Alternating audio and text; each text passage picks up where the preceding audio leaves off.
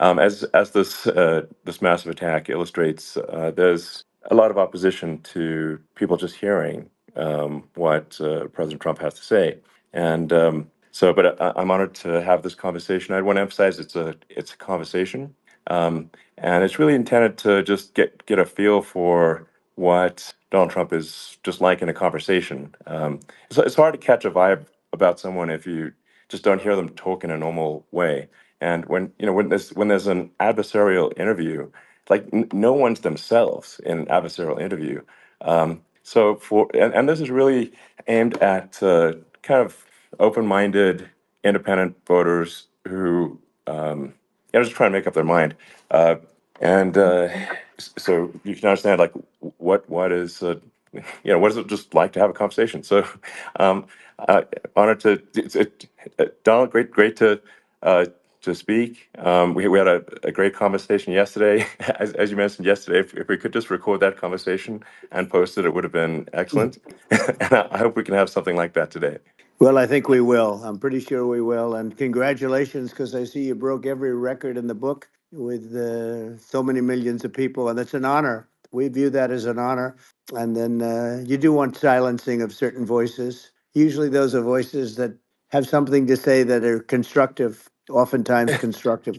And Yeah. so we have to consider it an honor. But congratulations on breaking every record in the book tonight. That's great. Well, thank you. Well, I mean, maybe we could start off with, the assassination attempt, which was an incredible thing. And I have to say that, your actions after that assassination attempt were inspiring.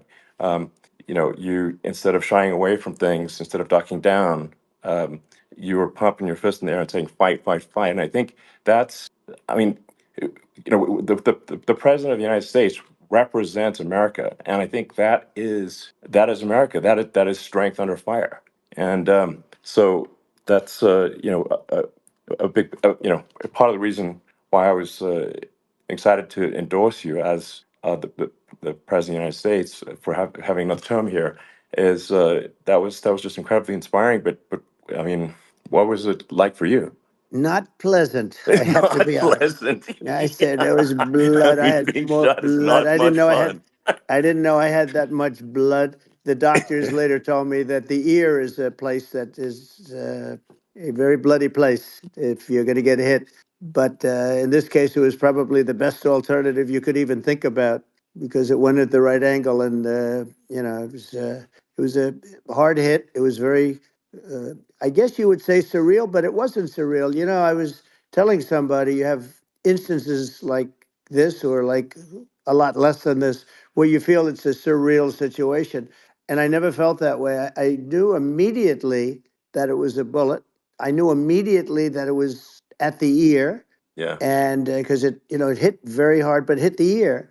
And I also heard people shout, "Bullets, bullets!" Get down, because I moved down pretty nicely, pretty quickly, and we had bullets flying right over my head after I went down. So I'm glad I went down. The bigger miracle was that I was looking in the exact direction of the shooter, and so it hit me at an angle that was far less destructive than any other angle. So that was the miracle. That was Yeah. for those Split people that second. don't believe in God. I think we got to all start thinking about that. You have to, I'm a believer now. I'm more of a believer, I think, and a lot of people have said that to me. A lot of great people have said that to me, actually.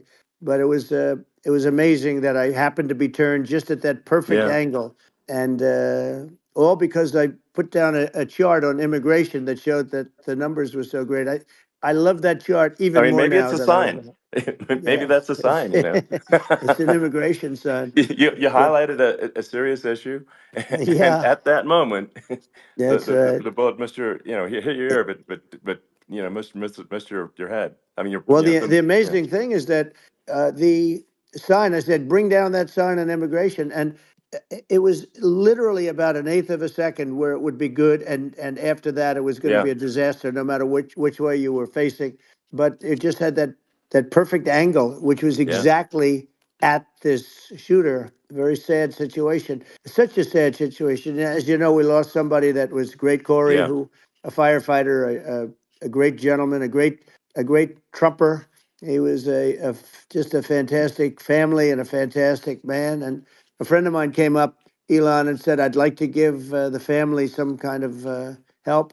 And I said, "That's great." He said, "Do you mind?" I said, "I don't mind at all." And he wrote out a check for $1 million, gave it to the wife, and you know, she said, "This is really nice, but I'd rather have my husband back," which is a nice thing for Sure. somebody to say, to be honest. She's great. The family is great, and we raised a lot of Yeah. money for them and for two other gentlemen are unbelievable people also. They were hit really badly. They thought they were not going to make it, and they did. The doctors in the Butler area, I tell you, they were incredible. They saved the two, and they were really hit tough, both of them equally.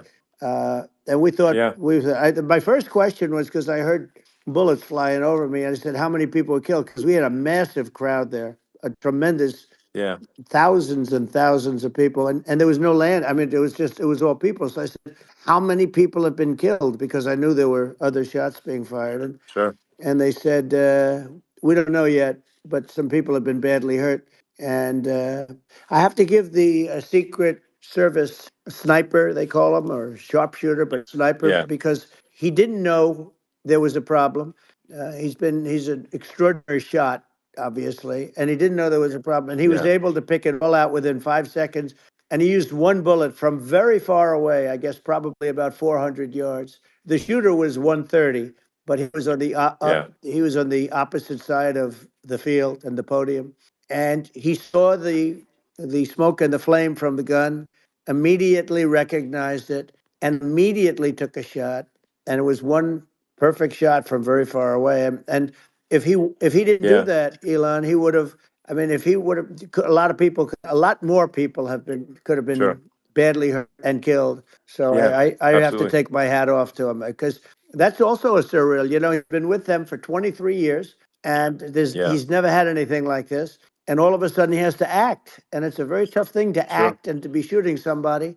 But he saw the gun, saw the smoke, saw the flame from the gun, very far away. I obviously has very good eyes. He's got very good vision, which assume you have Yeah. to have in that particular work. But he took Absolutely. aim very quickly, and it was, they say it was approximately 5 seconds from long range, Yeah. one bullet.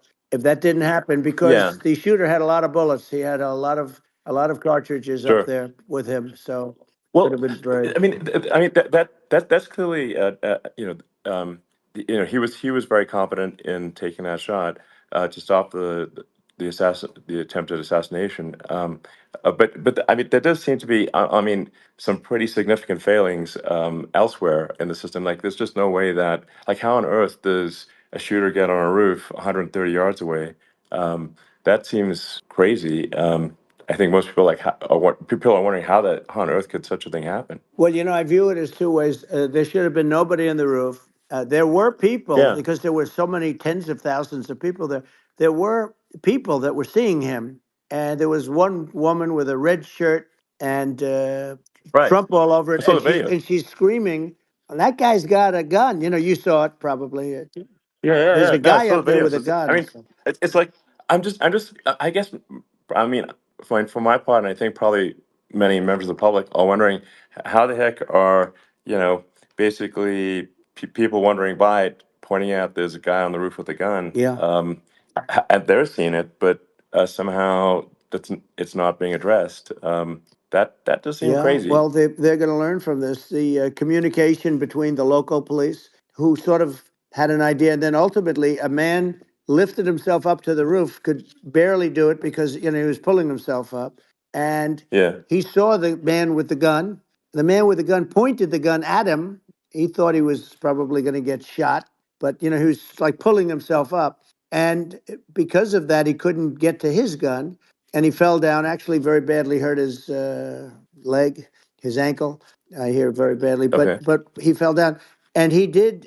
From what I understand, he did say there's a guy up there with a gun, and the shooting started very quickly after that. I think it forced the shooter to go maybe quicker. He was supposed to be a very good shot. Yeah. My sons, Don and Eric, they can't believe what happened, but they said from 130 yards, a bad shot would hit that target almost every time. They said it's like in golf, Yeah. sinking a 2-foot putt. Yeah, it's not a tough No, shot. it's not a Um, long shot. The Secret Service person had the long shot. He had triple the yeah, distance actually. So it was a terrible thing. Look, uh, it's hard. I have to say this about the Secret Service. When I went down, and I went down based on I think they're screaming, but other people also because people saw this happen. You had so many people. One of the miracles was that nobody ran. I mean, if a gun goes off, the crowd yeah, control people showed us this. When guns go off, and it does happen in stadiums at a soccer match or some kind of a match, everybody flees. They call it a stampede, like cattle. But everybody, and a lot of yeah, people get killed with those stampedes. We had sure, more people than you'd have at some of these matches or these games, and nobody left. You had a small group behind us in the grandstand, and that was full, and you look at it as it was taking place, and normally they'd be running. They didn't leave. They saw that I was hurt. They saw a lot of blood, and they saw that I went down. And it's almost like they wanted to be with me. Well, out front, you had thousands, tens of thousands of people. As far as the eye could see, you had people in Butler, as far as the eye could see, and uh, yeah, and a lot of press too. There was many cameras on watching this.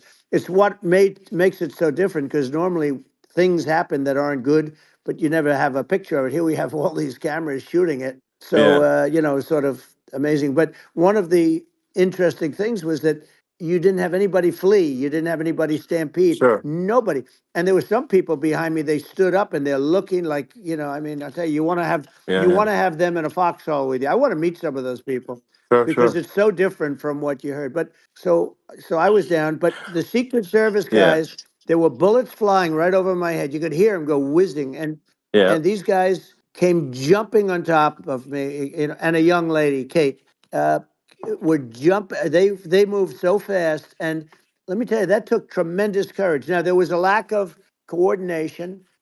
There was, obviously everybody understands that somebody that building should have been covered, and yeah, yeah. I mean, that was I the think big that thing. like, I mean, looking at the aerial views, that building would be like the number one spot for a sniper. I mean, it's like the if you were to pick like what is the favorite, what if you so if the goal is to assassinate, what's your favorite spot? That building, the You're roof of right. that building would be number one. That would have been the spot. It's like you can ask for a better No, location. It's like number no, that one. would have been the spot. Um, You know what people think yeah, is when the local policeman, who, by the way, he really he did what he was supposed to do. He couldn't hold on any longer, and then when he got yeah, his head just peeking above, this guy standing there with a gun at his head, and when he fell down again, hurt his ankle very badly. But he was making the calls. But what happened is the firing took place very soon. So what they yeah, think is that this guy ran to his site, which he had all planned out with the gun.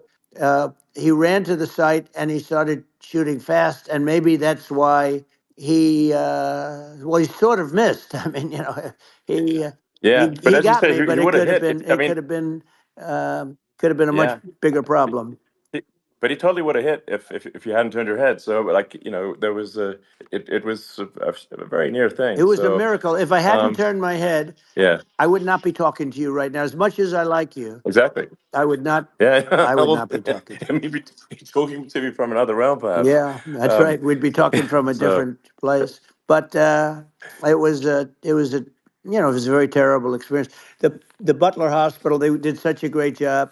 The doctors were so good. Everybody was so good. There was a mistake if somebody knew because people were hearing that there was just a bad feeling that there was somebody was around. You know that story now. It's been pretty yeah, well. yeah, And yeah, if somebody could have said, because they've oftentimes said, like there'd be a lightning storm or something, because I've done, I think, over 300. I think I did a lot more than that, but we did a lot. And oftentimes they'll say, sir, could you wait 10 minutes, please? Sir, could you wait 20 minutes? There's a storm overhead or lightning or something, right? And yeah, that happens yeah, often. And this would have been a perfect time for that to have happened, but it yeah. didn't. It didn't get coordinated. That was the problem. Well, it was your. I think your actions in the heat of fire, and like what I found admirable there was that you can't fake bravery under such circumstances. The courage is instinctual, or it is not. It's not a rehearsed action, and so I just want to say that I think a lot of people admire your courage under fire there, and Well, yeah. So thank you very yeah, much. I appreciate it. I didn't think of it. I just wanted to get up. and I wanted to stand up. I wanted to let people know, I felt I was good when they were on top of me, covering me, actually, very much covering me, and very bravely. But I wanted to get up. I said, I want to get up, and they wanted, they have everything there. They wanted stretcher. I didn't like the stretcher, and I knew I was hit in the ear, but I knew I wasn't hit anywhere else. They felt I was hit someplace else Yeah. because it was such a lot of blood, and they were sure that I was hit someplace else, and they were saying, "Sir, you were hitting more than the ear." I said, "Nope, I was hit in the ear. I want to get up. Let me get up." And so I got up, and the crowd didn't know what to think. I mean, this was so many people, and you could see they were confused. They didn't know what to think, and I wanted to let them know I was okay. It was very important for me to let them Yeah. know that, and they went wild. You've seen the after. They didn't go wild when I Yeah. got up because they didn't know, was I alive. You really couldn't tell when I stood up before the hand, before the fist in the air.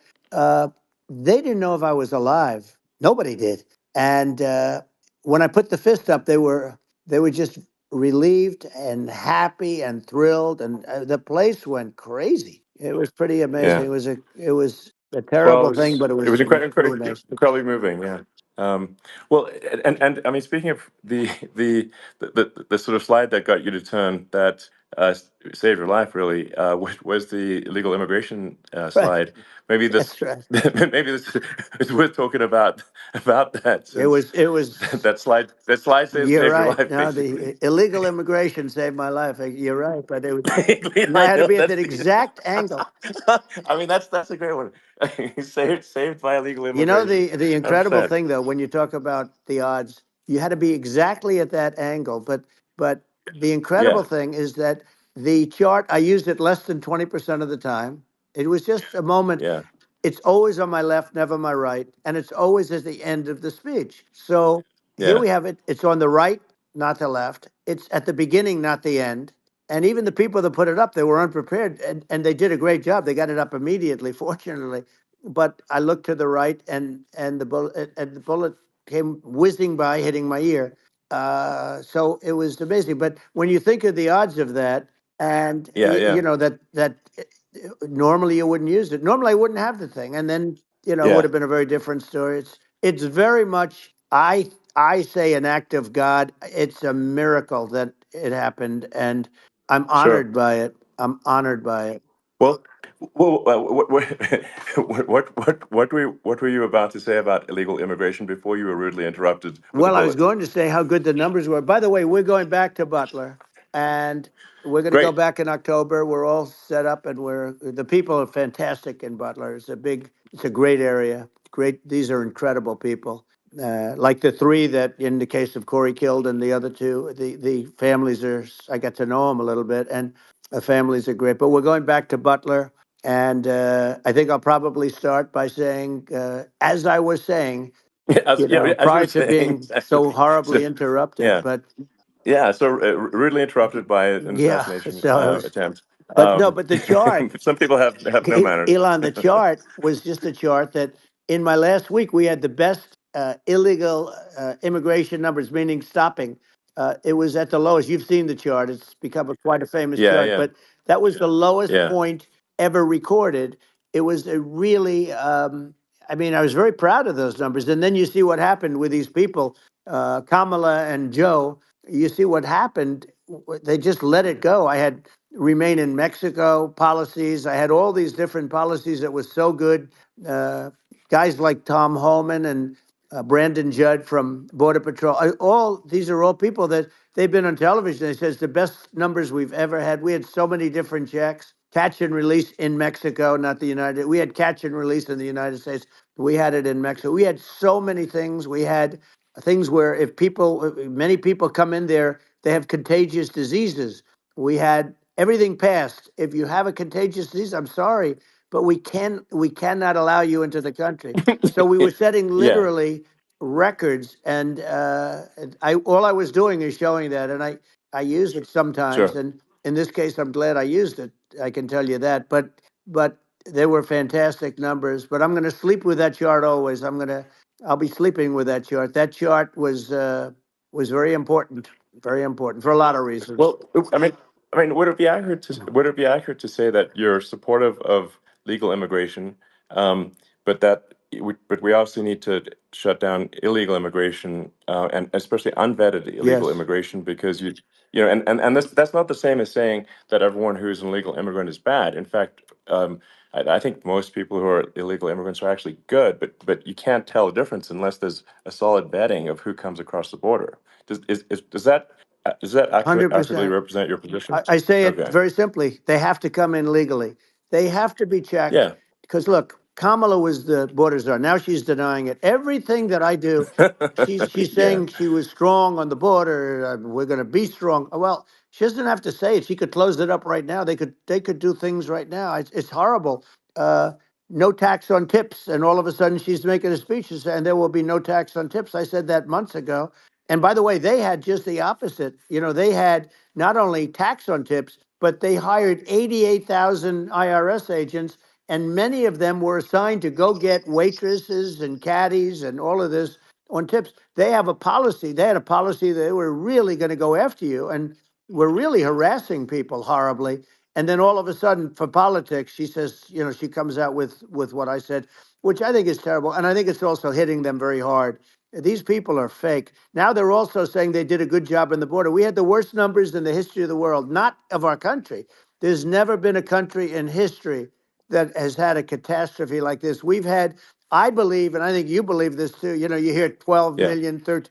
I believe it's over 20 million people came into our country, Yeah. many coming from jails, from prisons, from mental institutions, or a bigger version of that is Yeah. insane asylums, and many are terrorists. And I'll tell you what, they're coming not just from South America, they're coming from Africa, they're coming from all over the world. They're coming from Asia, they're Yeah. coming from the Middle East, they're coming from countries that are uh, stupidly and horribly bombing Israel October 7th. They're coming from all over the world.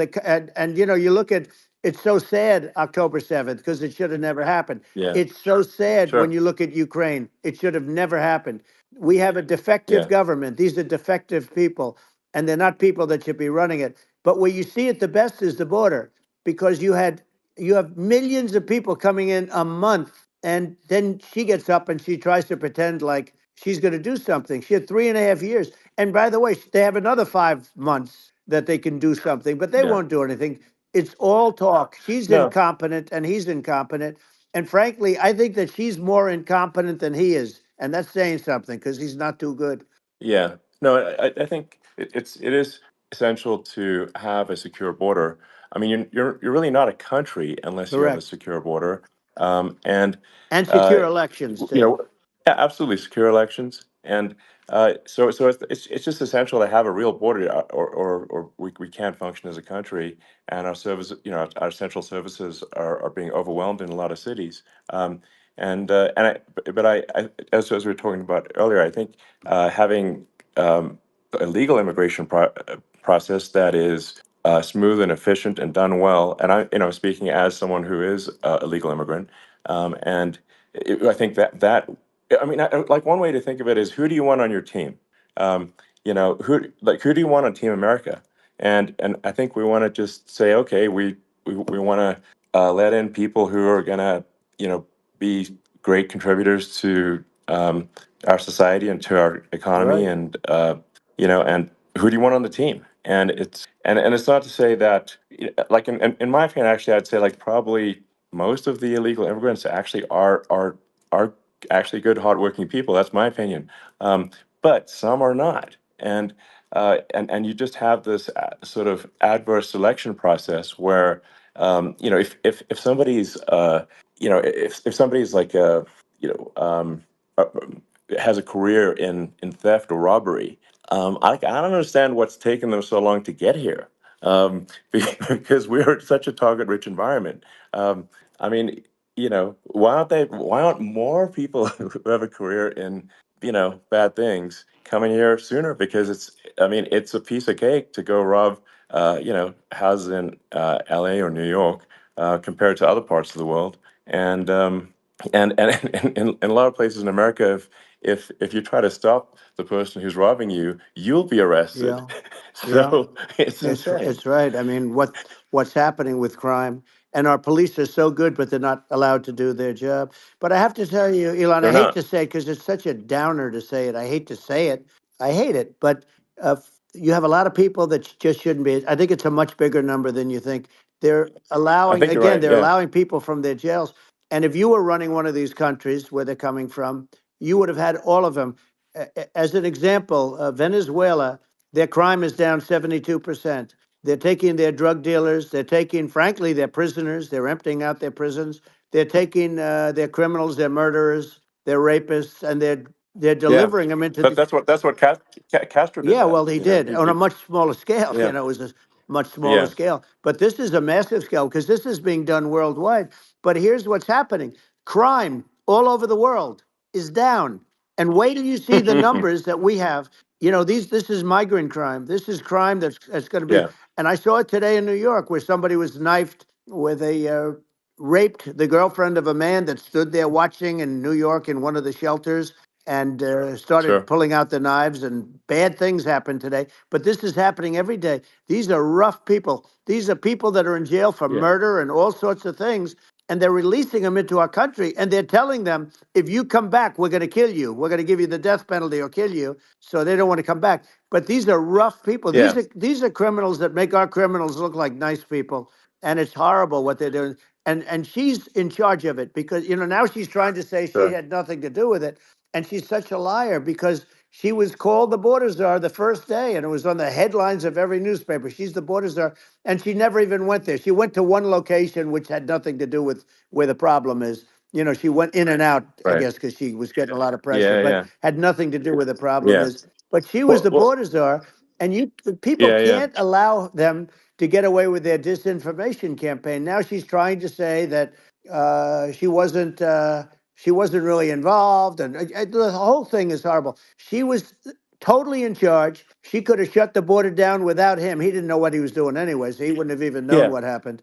You could shut the border down; he wouldn't yeah, even know the difference. But uh, the fact is that she was border czar. But if you don't have to call her yes. that, the fact is you could just call her. She was in charge of the border, and the border was the worst Right. ever. It's simply not working. No, It's it's I mean horrible. whether it's whether it's a question of intention or competence, either way, we don't have a secure border, and we have people streaming over like it looks like a World War Z zombie apocalypse at times. And sometimes you got to sort of wonder, like, is it real or not? So because you see things, you're like, is it real? So I went to the border at Eagle Pass, and I saw for myself in Texas, and I was like, okay, it's real. I'm like seeing this in real time. I actually posted the video like just live. I just flew there one day and just to see, hey, is this made up or real? And I'm just seeing people stream across the border, and I have to say, at least the people that I saw did not look friendly. These So these are people people. can look at my video and say, hey, Yeah. does these people look friendly? I don't look super friendly. So These are people that um, Elon would not be the same man if he had to walk across the street and look these people in the eye. These are rough people. These are really rough people coming across. And I know rough people. And these are people that we don't want in our country. And the caravans are coming in and they're putting and who's doing this are the heads of the countries. And you would be doing yeah, it, and so would I. And everyone would say, oh, what a terrible thing to say.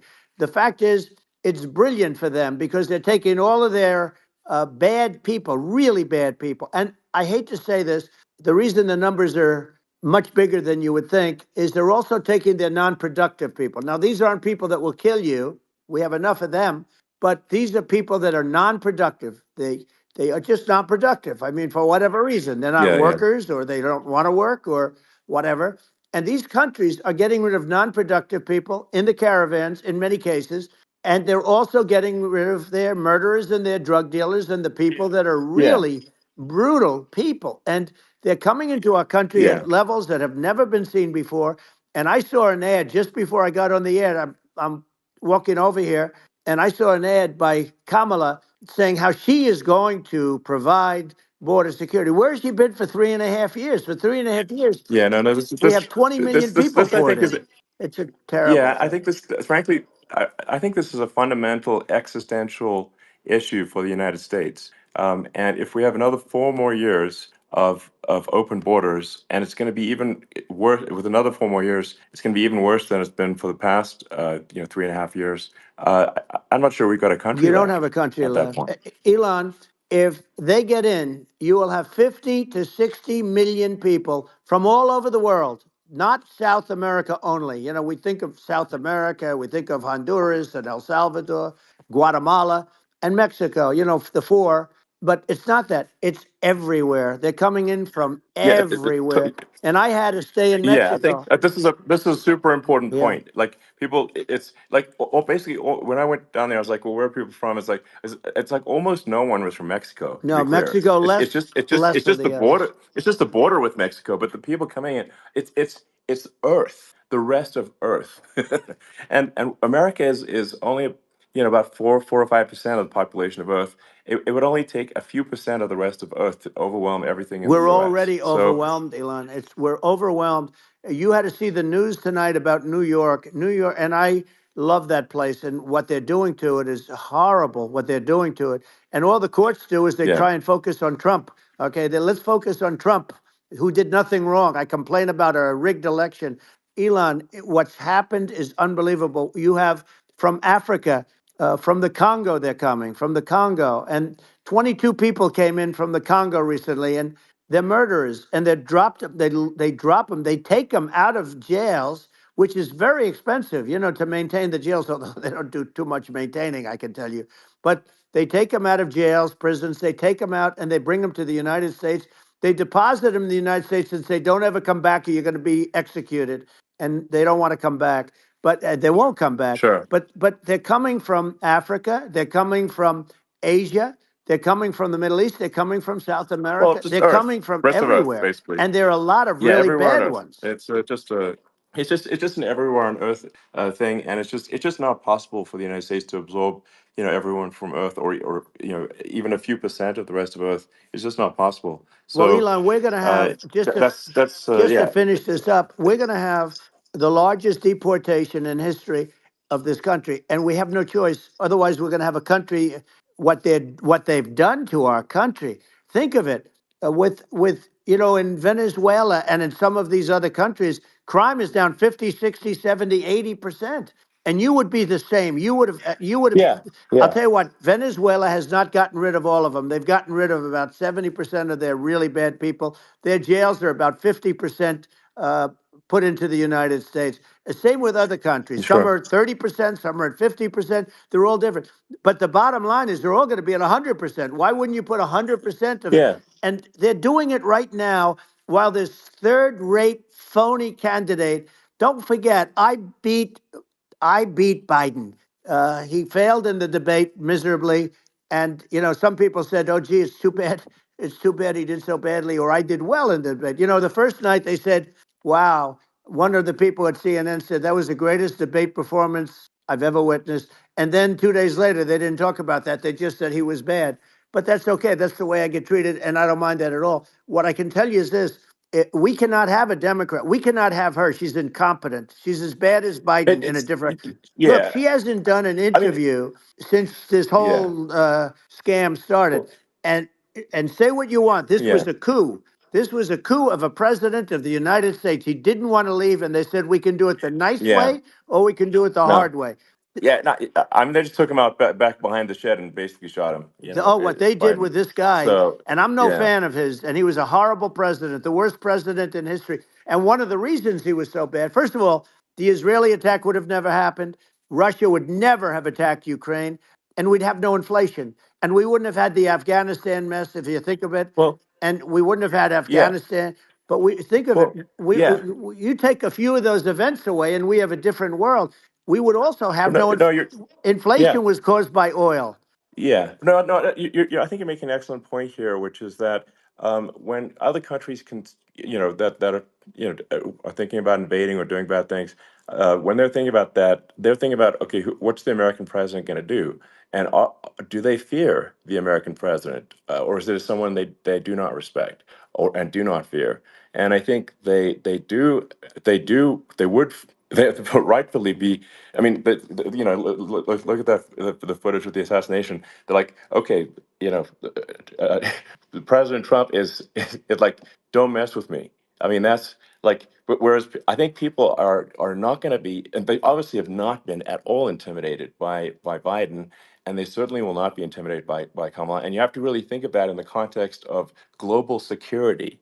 That if the American president is someone that, like, evil dictators are scared of, that makes a huge difference to the security of the world. So I had a good relationship with Putin, despite the Russia hoax that lasted for over 2 years. Just a hoax created by Hillary Clinton and Adam Shifty Schiff, some just bad people, just sick people, frankly. I mean, Schiff is a sick person. He's going to end up probably being a senator.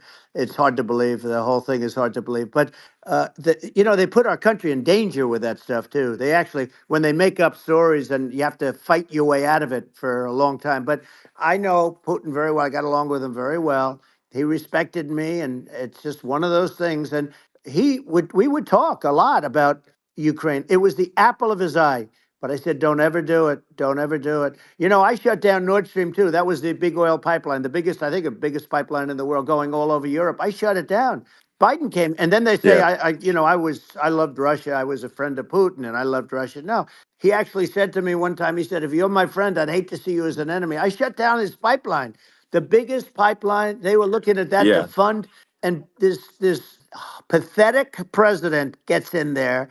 And the first thing he did, one of the early things he did, is he shut down Keystone XL pipeline, which is our pipeline that would have employed 48,000 people, pipeline workers, shuts it down. That was, a massive job that Obama refused to allow. yeah, I allowed it in my first week because it was jobs and it moved oil. And by the way, in a much more environmentally friendly way. It's underground. It's not a truck that catches on fire or a train that catches on fire.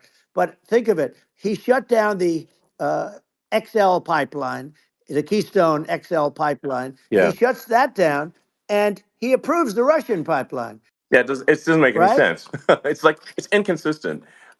Certainly, but I mean, I think it's just worth emphasizing, to listeners, that the immense importance of whether the United States president is intimidating or not intimidating, and how much that matters to global security.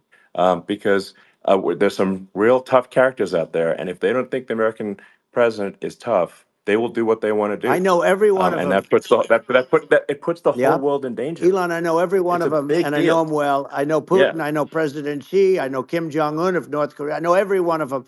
And let me tell you, people will say, oh, this is terrible. He said, I'm not saying anything good or bad. They're at the top of their game.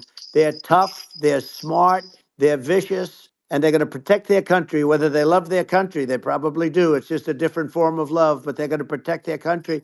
But these are yeah, tough people at the top of their game. And when they see a Kamala or when they see Biden, Sleepy Joe, they can't even yeah, believe it. They can't believe this happened.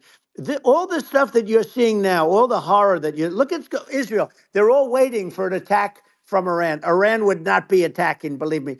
When I was there, and I say it with respect because I think we would have been good with Iran. I don't want to do anything bad to Iran, but they knew not to mess around.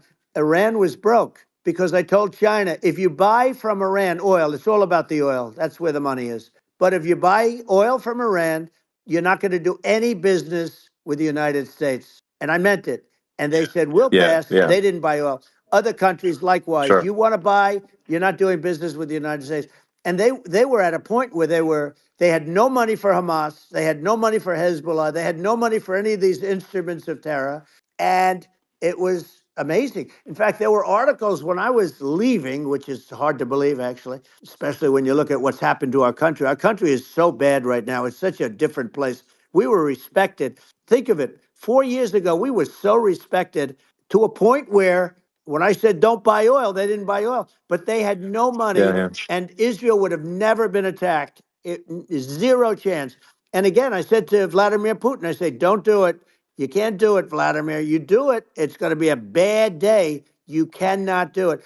And I told him things that what I do, and he said, no way. And I said, way. And it's the last time we ever had the conversation. He would never have done. I got along well with him. I hope to get along well with him again. Getting along well with them is a good thing, not a bad thing. I got along well with Kim Yeah. Jong Un when I met with President Obama just before entering. It's a sort of a ritual. And I sat down with him and we talked. It was supposed to be for a very short period of time. It turned out to be a long period of time. I said, "What's the biggest problem?" He said, "North Korea."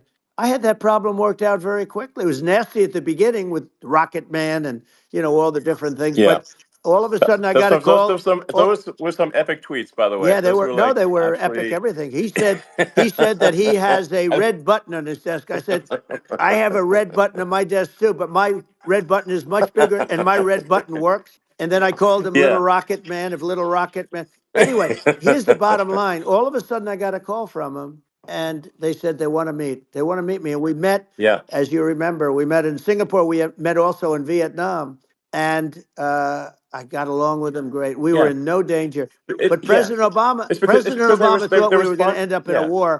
a nuclear war with him. And let me tell you, he's Yeah. got a It's not lot of true. nuclear Yeah, stuff too. He's exactly. got plenty of nuclear. It's He can do plenty of damage. it's So yes. I mean, it's because I mean, people like Kim Jong Un. They respond to yeah, strength, not weakness, well, and if you he and I project had a good strength, relationship. you're good. Yeah. Remember I met him and we walked onto his land. Nobody ever walked onto his land before. I walked onto. I wouldn't say. Yeah. Let's That bring was up cool. Secret Service again. I wouldn't say they were thrilled when I did that. I walked onto his land, and it was an amazing period. But we were not in danger with him because of me. I always Yeah. say that we have enemies on the outside and we have enemies on the inside. We have some really bad people in our government and people that are and controlling of the people. I mean, I'd mention names, but I don't. I really don't want to give them the credit. But we have some really bad, and I say they're more dangerous than Russia and China. If you have a smart president, a president that gets it, we are not in danger from those countries because they need us and they need our help. I mean, we forced Obama, if you think about it, Obama and Biden and Bush to a certain extent, in all fairness, forced Russia and China together. And if you're a history student, the first thing you learn is you cannot let Russia and China align. But then they also got, if you take a look, Iran and they have North Korea. That's, they call it the axis of evil. In the old days, you had the axis of evil. Here we have a modern day axis of evil. These are powerful countries, very heavy nuclear, which is the biggest threat. Yeah. The biggest threat is not global warming, where the ocean's going to rise one eighth of an inch over the next 400 years. And you'll have more oceanfront property, right? The biggest threat is not that. The biggest threat is nuclear warming because we have 5 countries Well. now that Yeah. have significant nuclear power, and we have to not allow anything to happen with stupid people like Biden. Biden did something with Russia. There was no chance of him ever going in. And when I left, and then after I left, they started forming big armies on the border with Ukraine, right? And I looked at that, and I thought he was doing that because Putin's a good negotiator. I thought he was doing that to negotiate. But then Biden started saying such stupid things. For instance, he said that it can be a NATO country. Now, Russia, for as long as there's been NATO, has said we're never going to agree to that, and we go right up front and say that. And we did things and said things through this president with a low IQ, very low IQ. He had a low IQ 30 years ago, by the way, but now he might not even have a IQ at all. There's nothing on the board that goes this low. He said things that were so stupid that war would have been that war had zero chance of happening if I were there. Zero chance. He was saying Yeah. everything the opposite. And it's so sad because many more people have been killed in Ukraine than you read about. You don't read about how bloody it is and how disastrous. Hey, Sure. look, just in the two armies, you lost 500,000 people. And Yeah. Ukraine's It's having a hard time. Ukraine, I don't know if you saw yeah. the article recently, and it's true. You don't hear the true story, but if you think about it, Russia's gone. Russia defeated Germany with us, and they defeated Napoleon. They've been around a long time. They're a big fighting Yeah. force, So and of it's course. very unfair. And Ukraine now doesn't have enough men. They're now using young men and very old men to fight, and we're in a very bad position. And I'm not going to blame exclusively. But I can tell you, I could have stopped that, and a smart president could have stopped that. It wouldn't have happened. But we had a Yeah, man that actually made it. It made it more prevalent. It was so bad. The words that he was using, the stupid threats coming from a stupid face that he was using. I said, this guy's going to cause us a war. He's going to cause us. And let me tell you, yeah, it can yeah, lead to World War III. That can lead to World War III. The Middle East can lead to. We have numerous places that could end up in a yeah. World War III right now for no reason No, whatsoever. I think you're right. I think people underrate the risk of World War III, and it's just when you're looking at the risk of global thermonuclear warfare, it's game over for humanity, and it's something that people have, I think, after the end of the Cold War, people have become complacent about, but they actually have forgotten that there are currently a lot of nuclear missiles that have targeting parameters for the United States from other 100%. countries. And one of the things And we're going to do is it's we're going to yeah, build an iron dome over us. Israel has it. We're going to have the best iron dome in the world. We need it, and we're going to make it all in the United States. But we're going to have protection because it just takes one maniac to start something. We're going to have protection, and we're going to have. Why shouldn't we have an iron dome? Israel has one. Some other places yeah, have one that nobody even knows about, frankly. But Israel has it. We're going to have an iron dome. But with all of that being said, to me that's so important, the most important. But with all of that being said, the election's coming up, and the people want to hear about the economy and the fact that they absolutely, sure. can't buy groceries because they don't have enough money to buy groceries. The inflation has killed them. Food prices are up 50, 60, even 100% in some cases. And this stupid administration allowed this to happen, and it's a shame. And that's the thing that people most care about, in my opinion. They care about the border a lot, and we discussed the border at great length. It's nice to have a Yeah, yeah. forum like this where I can discuss something at length. And by the way, you think Biden could do this interview? Do you think that Kamala could do this interview? They would take a pass on No, they you. could not. So they don't need Elon. They don't need Elon screaming out questions. It's pretty sad when you think that somebody that does this for a living can't answer a question or is afraid to do an interview. And in her case, with a very friendly interview, she's got all friendly interviewers. It's pretty sad. Yes, But the absolutely. big thing now is the Well, economy, Elon. yeah, And as much as yeah, I mean, I view nuclear as the single most important thing, but a lot of people don't. A lot of people don't understand that. But it doesn't have to. If I understand it, that's all you need. Because if I was president, you're not going to have that kind of a problem. But the thing that they really is making them angry is what Kamala and Biden have allowed to happen to the economy. It's a disaster with inflation. The inflation. It yeah, doesn't matter what you make. The inflation has eaten you alive. If you're a worker or if you're just a middle income person, you can't afford. 4 years ago, 5 years ago, people were saving a lot of money.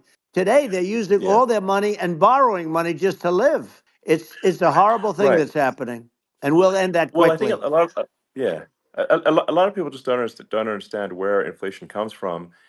Inflation comes from government overspending because the checks never bounce when it's written by the government. So if the government spends far more than it brings in, that increases the money supply, and if the money supply increases faster than the rate of goods and services, That's right. that's inflation.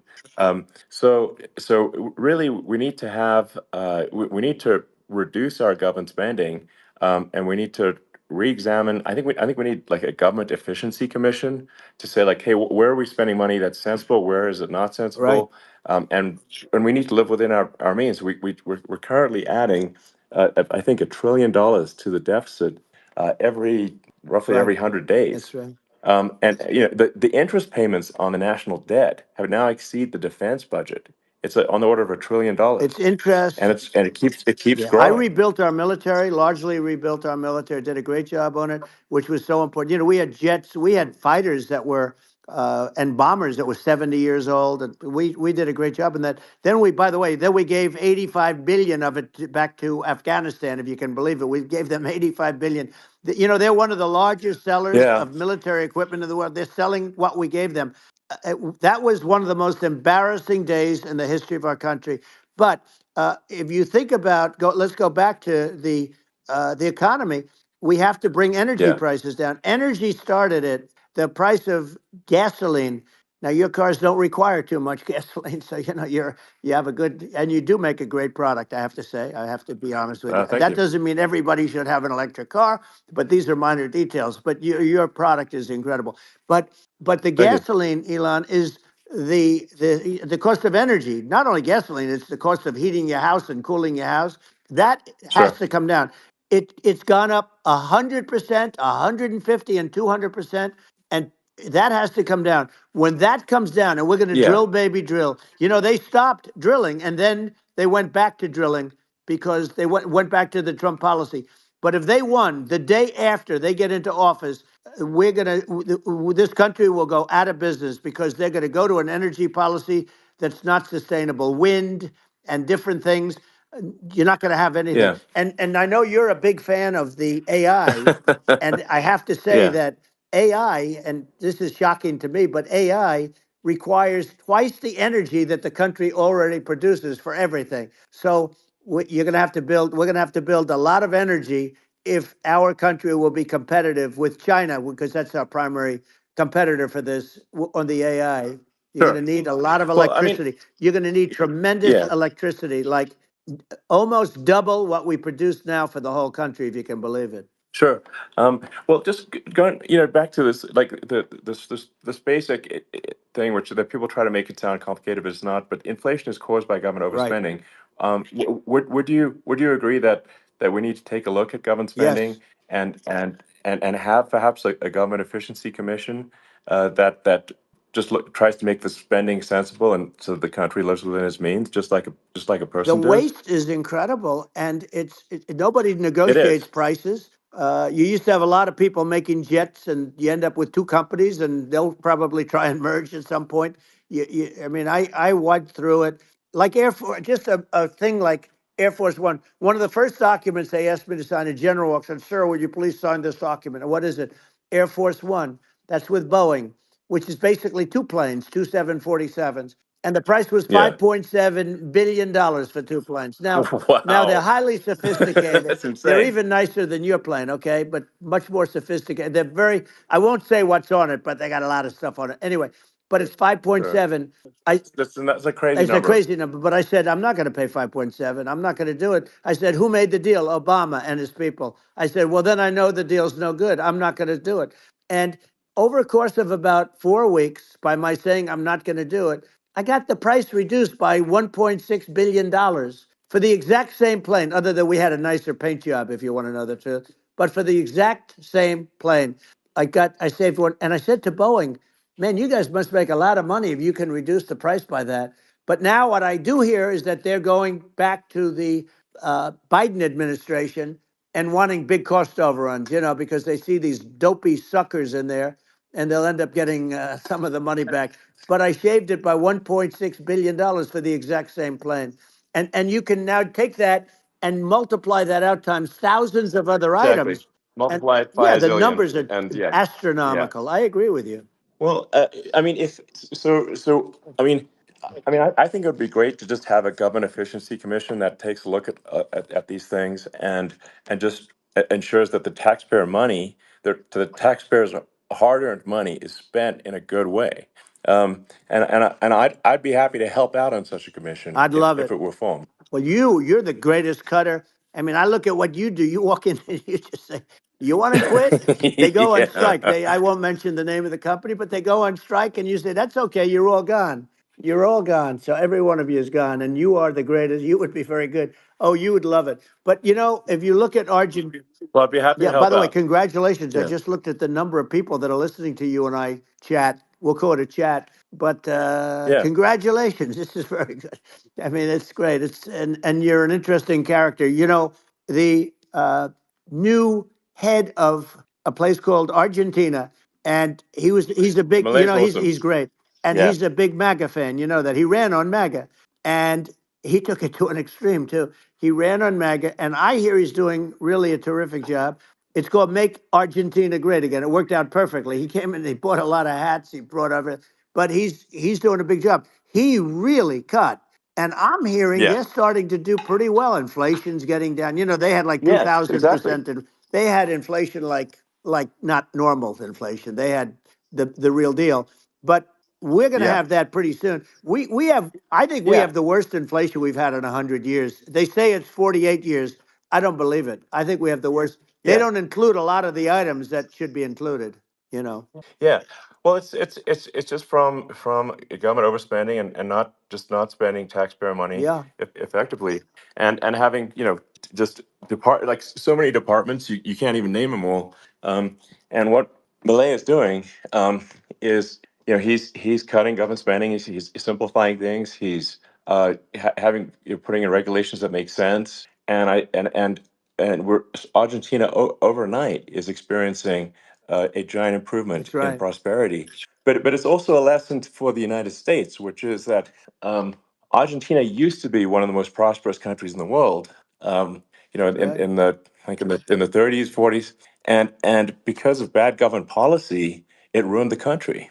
And if you take Venezuela, for example, Venezuela should be incredibly prosperous. They have phenomenal reserves of everything, oil, everything, and it should be prosperous. But if the government's wrong, it impoverishes the people. And so I think we should not be complacent in the United States and thinking that and taking our prosperity for granted, because if with bad government policy, we can run the country into the ground.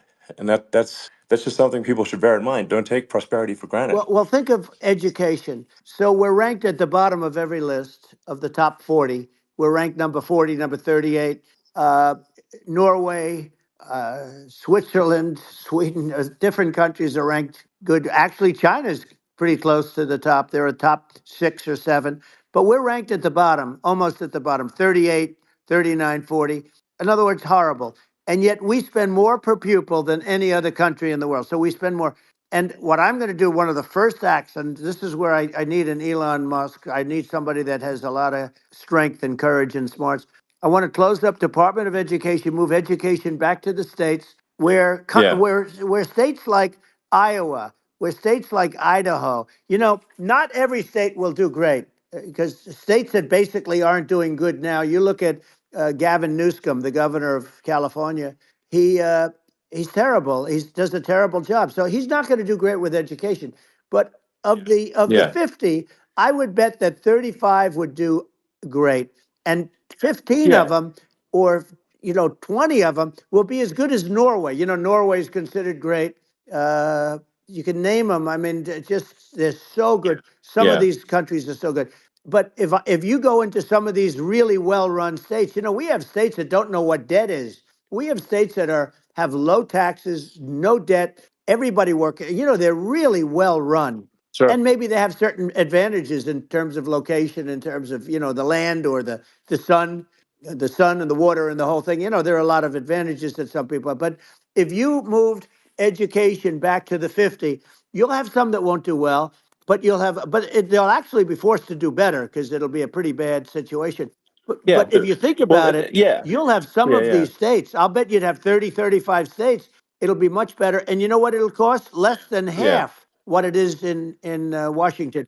And Yeah. these people don't care Well, about the yeah. students in these, faraway states. And it'd Well, be unbelievable. yeah. I think you're making a good point in that if the states have to if each state has to compete against other states, then people will That's naturally right. move to states where it's better. Well, like Um, California, as we said, it's a badly run state. I could go through. I got so many friends that are in those states, even if they're Democrats. I hate to mention certain states, but Illinois is badly run with Pritzker. He's a real loser. But yeah. but some of these places are just badly run. But it's almost going to force them to run better, and they won't do it good initially. But you're not going to do worse than you're doing right now. And I would say that the Yeah. cost, you would cut your cost by 50 or 60%. And you'd have a little Yeah. Yeah. monitor. You want to make sure they're teaching English as an example. Give us a Yeah. little English, right? Sure, yeah. Right? No, but I mean, to what some of these governors are doing so badly. I mean, they got so many people moving out of their state. They should get U-Haul Salesman of the Year award because they're driving so much U-Haul It's sales. actually It's just amazing. people moving out. Isn't it amazing to you as a businessman that they can even survive? Like Illinois, so many people are leaving, and you wonder, how do they survive? I mean, how do they survive? Uh, I saw where you left California and you moved to Texas. Texas does a great job. But you know, I Yeah. mean, I just wonder, how do these states survive when big businesses, a big oil company just left California, as you know, and they moved to Texas. How do these big states survive when they lose so many businesses and their taxes are already really high? You know, the taxes are among the highest Yeah. taxes. You almost wonder, how do they continue on? And in many cases, the governors don't do a good job in their crime-ridden places. You wonder, how do they continue to just go on? It's Well, not a good I think there's. situation.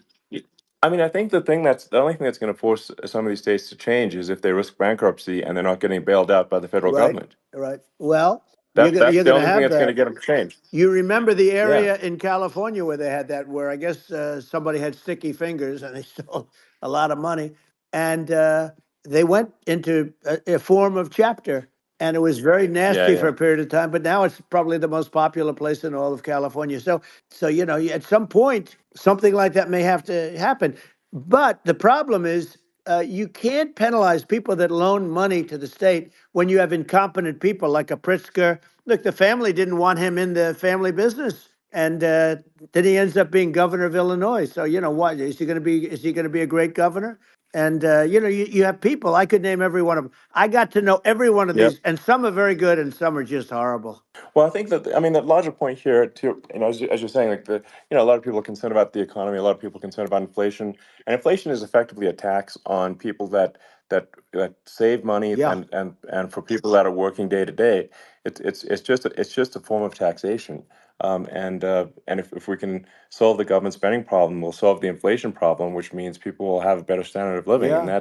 that's a really big Well, the deal. people that got hurt Um, worst are the people that did it the way they were taught to do it all through, you know, their younger life and their young life and their whole life. The people that saved money and then they got no interest on their money and inflation destroyed them. And frankly, they were almost better off if they didn't do anything like that. I mean, those people have been absolutely decimated, and we're going to bring those people back and help those people. We've got to get the prices down. You know, when I look at bacon costing 4 or 5 times more than it did a few years ago, sure. when you look at some of the food products in grocery stores, people go, they can't believe it. They used to be able to buy a whole cart, and today, you know, a lot of people just don't have the money. They go in and they can't buy anything. They look at Yeah, it's it's. sticker I shock. think They it. call it Yeah, sticker shock, right? I think it really just comes, like I said, I think it just comes down to really, I guess, two things, which is that if you solve government overspending, you solve inflation, which improves the living Right. standards of the average person, and then if you deregulate, like have sensible regulations, so because a lot of the regulations are nonsensical and cause the cost to be extreme for no reason, but unless you've got effective deregulation. Like Reagan did a great job on deregulation in the '80s, but it's been 40 years since we had That's right. anyone really. I mean, during your administration, we made some progress, but I think there's an opportunity to make, I think, radical progress with sensible regulation. Yeah. And Well, if it was Elon, we those two things, yeah, those are the big yeah, we deals. set a record. We did more deregulation and more restrictions on all of the different businesses than any other president. Remember, I had the rule for everyone we put in, you have to get rid of 10 or 12. And we did Yeah, radical cuts on all of that. And a lot of that's being put back by this administration. And we did radical cuts on things that weren't necessary. But we were all set. You know, we had the best economy ever maybe in the world. And then what happened is COVID came in and we had to focus on that and nobody knew what it was. And I always say I got good marks on economy, good marks on military. We knocked out ISIS. We did so many different things. We rebuilt. But, you know, I never got the credit that we really deserved on what we did with COVID. We never got the credit. But if had that not happened, a gift from China, from Wuhan, came in from Wuhan, the Wuhan labs, and I always said it, and it turned out to be right. But yeah, had that not happened, we were set to start reducing debt. We were going to reduce taxes further. I gave the largest tax cuts, and we were going to reduce taxes still further for middle income people, not only businesses. But we did it for sure. businesses because they're the ones that's why we had the great job numbers. But we were set to really start reducing debt. And, you know, we're sitting on the biggest pile of liquid gold anywhere in the world, bigger than Saudi Arabia, bigger than Russia. and we were going to drill, and we were going to make so much money. We were going to supply Europe with oil. I had stopped the Russian pipeline, and we were going to supply them with oil and gas. We were going to make a fortune, and then the COVID came in, and we really had to divert. Then what happened is when they came in, we kept a lot of businesses alive. If I didn't do what we did, we would have had a 1929 type depression. But the problem is when Biden came in, he got trillions of dollars and just started spending it stupidly. You didn't need it anymore. We got over that bad period where everybody was dying and feeling, it was just not a good period. Interestingly, during his administration, many more people died during his administration of COVID than during my administration, and we really got the brunt of it. But people don't realize more people died during his administration than ours. But it diverted us from doing what I wanted to do. But we had the greatest for almost 3 years. We had the Yeah. great, and you know that probably better than anybody. So many of your friends said to me, the best years we've ever had in business were during the Trump years, and also said that African American, Hispanic American were so incredible. They were having the best Asian American women, men, young people without a diploma, young people that graduated from the best colleges, from MIT, from the Wharton School, from all of the great colleges, Harvard. They were doing better, and people without a diploma were doing better, and everybody was happy. And then COVID came, and Sure. we had the problem is they spent trillions and trillions of dollars. They wasted. They shouldn't have taken any money, and we wouldn't be having inflation right now, which is killing our country. Yeah, yeah. Yeah, absolutely. I mean, I should probably say something about like maybe my views on climate change Yeah, and oil and gas, because I think I'm probably different from what most people would assume. Because my views are actually pretty, I think, moderate in this regard, which is that I don't think we should vilify the oil and gas industry and the people that have worked very hard in those industries to provide the necessary energy to support the economy. And if we were to stop using oil and gas right now, we would all be starving and the economy would collapse. So I don't think it's right to sort of vilify the oil and gas industry. And I, the world has a certain demand for oil and gas, and it's probably better if the United States provides that than some other sure. countries. And it would help with prosperity in the U.S. And at the same time, obviously, my view is like we do over time want to move to a sustainable energy economy because eventually you do run out of. I mean, you run out of oil and gas. It's not infinite. And there is some risk. I think the risk is not as high as a lot of people say it is with respect to global warming. But I think if you just keep increasing the parts per million in the atmosphere long enough, eventually it actually simply gets uncomfortable to breathe.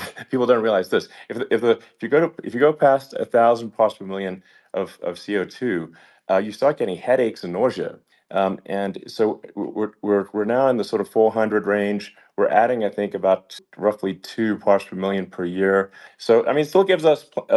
So what it means is like we still have quite a bit of time, but so there's not like we don't need to rush and we don't need to like stop farmers from farming or you know uh, prevent people from having steaks or Right, basic stuff like right. that. Like you can leave the farmers alone, I agree. in How my opinion. crazy is that where I mean, you have farmers that are not allowed to farm anymore and have to get rid of their cattle and the whole world is yeah, a that's little silly. crazy, but it's largely taken its lead from us.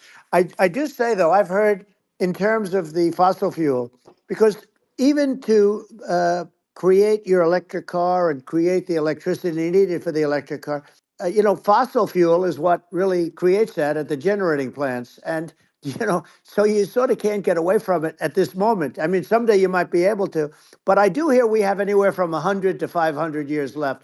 Much of it hasn't even been found yet. Yeah, But there are tremendous, like Anwar. I got Anwar in Alaska approved. Ronald Reagan couldn't do it. Nobody could do it. Everybody tried. Nobody could do it. I got it approved. The first thing that Biden did was unimprove to get rid of it. He ended yeah. it. His secretary went in and she ended it. And what a disgrace. That's Anwar. That's bigger, or they think it could be bigger than Saudi Arabia in Alaska. Could be bigger than Saudi Arabia. but they went in and they terminated it. And I'll get it going very quickly because not only is it big for Alaska, I mean, you talk about economic development, that for the United States, I mean, that is, they say bigger than Saudi Arabia or the same size, and pure, Yeah. really good stuff. And, they end it. So I think we have, perhaps hundreds of years left. Nobody really knows. But during that Yeah. during that I mean, time, my something will estimate. come around that will be Yeah. very good. Yeah. Yeah. Well, I mean, and my estimate would be, a little more uh, aggressive than that, but it's not the sort of like we're all going to die in 5 years stuff. That's obviously BS. But I mean, my view is like if you just look at sort of the parts per million that increments every year, you get sort of 2 or 3 parts per million every year of CO2. Uh, y- I mean, I think some of that it's problematic if it accelerates if you start going from two or Right. three to say five, and then there may be some situations where you get just a step change increase in the CO2. Mm-hmm. And I think we don't want to get too close to 1,000 ppm because like that's actually makes it uncomfortable to breathe. Like just existing in 1,000 ppm CO2 is uncomfortable. That's like that's considered like an industrial hazard. Right. Just so it's that's actually you start getting headaches and stuff. So it's even without global warming, it's not comfortable to live in. So you don't want to get too close to that. But I mean, I think we've got. I think we want to just move over and like, and if I don't know, 50 to 100 years from now, we're I don't know, mostly sustainable. I think that'll probably be okay. So it's not like the house is on fire immediately, but I think it is something we need to move towards. And on on balance, it's probably better to move there faster than slower. But like I said, without vilifying the oil and gas industry, and without causing hardship in the short term, I think this can be done without but people can still have a stake and they can still drive gasoline Sure. cars and it's okay. It's like it's not. I don't think we should vilify people for it, but I think we should just generally lean in the direction of sustainability. And I actually think solar is going to be a majority of Earth's energy generation in the future, and it's certainly trending that way. Mm-hmm. And so you get the solar power, combine that with batteries, so because obviously the sun doesn't shine at night, and then you use that to charge the electric cars, and you have a long-term sustainable solution. And that's what Tesla's trying to move things towards, and I think we've made a lot of progress in that regard. But when you look at our cars, we don't believe that environmentalism, that caring about the environment should mean that you have to suffer. So we make sure that our cars are beautiful, that they drive well, that they're fast, they're sexy. I mean, they're cool. In fact, literally, I made this sexy joke: Model S, Model 3, Model X, and Y spells out sexy. It's probably the most expensive joke out there. Um, but I don't know, I like cheesy humor, So, and but I'm not, I'm a big fan of like let's have an inspiring future and Yeah. let's work towards a better future and we can do so without demonizing Right. people. I'm okay. You know. It's very interesting. You use the word global warming, and today they use the word climate change because you have some places that go up, and so they were getting themselves in a little trouble with the word global warming because not every place is warming. Some places are going the opposite direction. But I'm sort of waiting for you to come up with solar panels on the roofs of your cars and on the trunks of the cars, and it just seems like something that at some point you will come up with. I'm sure you'll be the first, but it would seem that a solar panel on the roofs, on flat surfaces, on certain surfaces might be good, Yeah. at least in certain areas of the country where you have the world Sure. where you have the sun. But I would think, and I have no idea because that's not my world, but I would think that this would be something that would be interesting. But the one thing that I don't understand is that people talk about global warming or they talk about climate change, but they never talk about nuclear warming. And to me, Sure. that's an immediate problem because you have, as I said, 5 countries where you have major nuclear, and probably some others are getting there, and that's very dangerous. That's where you need a strong American president because you don't want to have this proliferation. But you have 5 countries and getting more. China is much less than us right now, but they're going to catch us sooner than people think. They're way lower. Russia and us are number one, and I mean, we're sort of tied. and China is far behind, but they're developing at a level that you're not surprised to hear very fast. They'll end up catching up, maybe even Yeah, surpassing. But to me, the biggest yeah, problem is not climate change. It's not, and everything's a problem, but it's degrees. To me, the big problem is the nuclear power. The power of nuclear is so great. And when I talk yeah, yeah. about Nuclear power is underrated. It's I'll awesome. prevent World War Yeah. III, Oh, I will. But the okay. truth is that you have to, because this is no longer army tanks going back and forth and shooting at each other. This is Yeah. a level of destruction and power that nobody's ever seen before. Yeah, and actually, there's the bad side of nuclear, which is a nuclear war, very bad side. But there's also, I think, nuclear electricity generation is Absolutely. You're underrated, right. and it's actually, people have this fear of nuclear electricity generation, but it's actually one of the safest forms of electricity generation. It's just a huge misunderstanding. Um, and if you look at the injuries and deaths, caused by, say, I mean, I'm not going to try to pick on coal mining, but just any kind of mining Right. operation, and there's a certain number of injuries and deaths per year. And you compare that to nuclear. Nuclear is actually way better. So it's underrated as an electricity source, and I think it's something that's worth reconsidering. But there's so much regulation that people can't get it done. So that Maybe they'll have sort to of change the have it, name. The name is just, it's a rough name. There are some areas yeah, it's a rough like when name. you see what happened in, Good bad right, branding. The we'll have to branding's rough. rebrand it. We'll have to give it a good name. We'll name it after you or something. You know, No, no, no, it has hey, it has a branding problem. When you see what happened, it does have a branding problem. when you see what happened in Japan, where they say you won't be able to go on the land for about 3,000 years. Did you ever see that?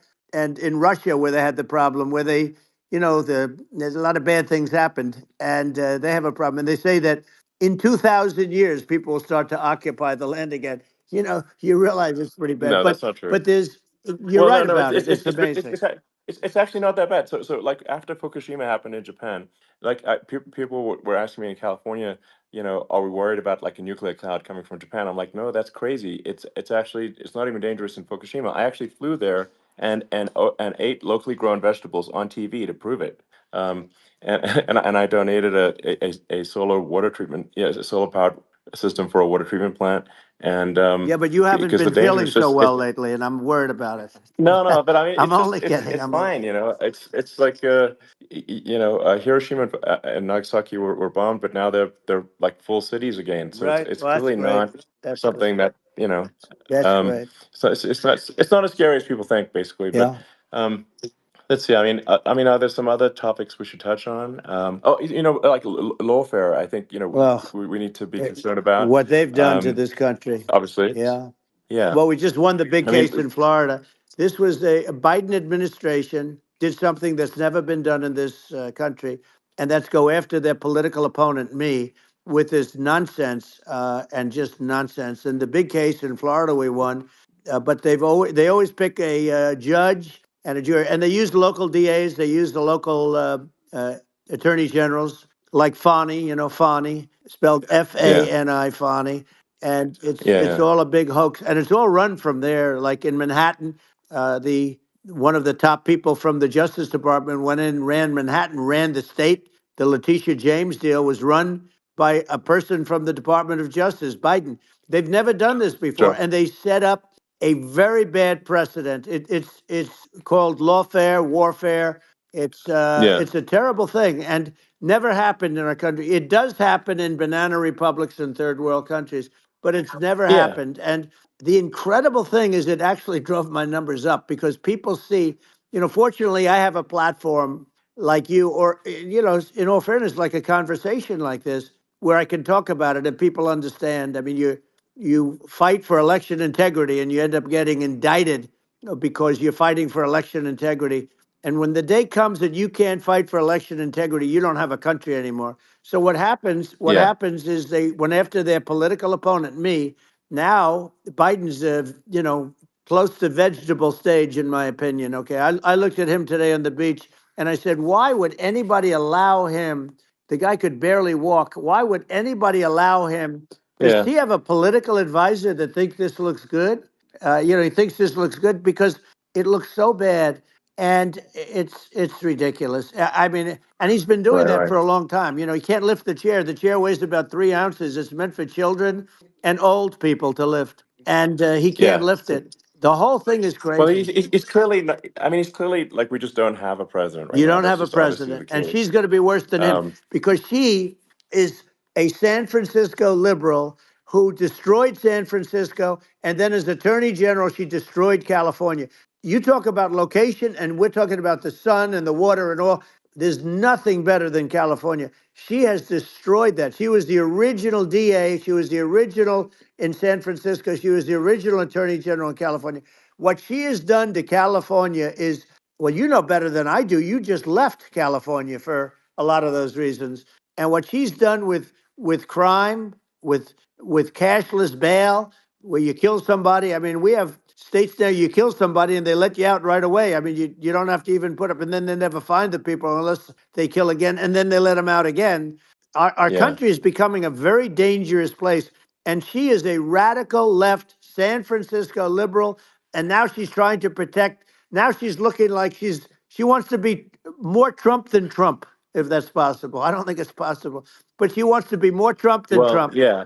I want a wall. I I want, think that's you know, she yeah, wants to release all the yeah. prisoners that are in detention, and some of these guys are really bad. Right. That just came Yeah, I out just saw today. that. She Yeah. doesn't want to build the wall, even though the walls work. Walls and wheels. You know, in your business, everything you do is obsolete. Almost, well, not the tunnels, but everything is obsolete. Even your rocket ships, they're like a month later, they're obsolete. You find a better way to.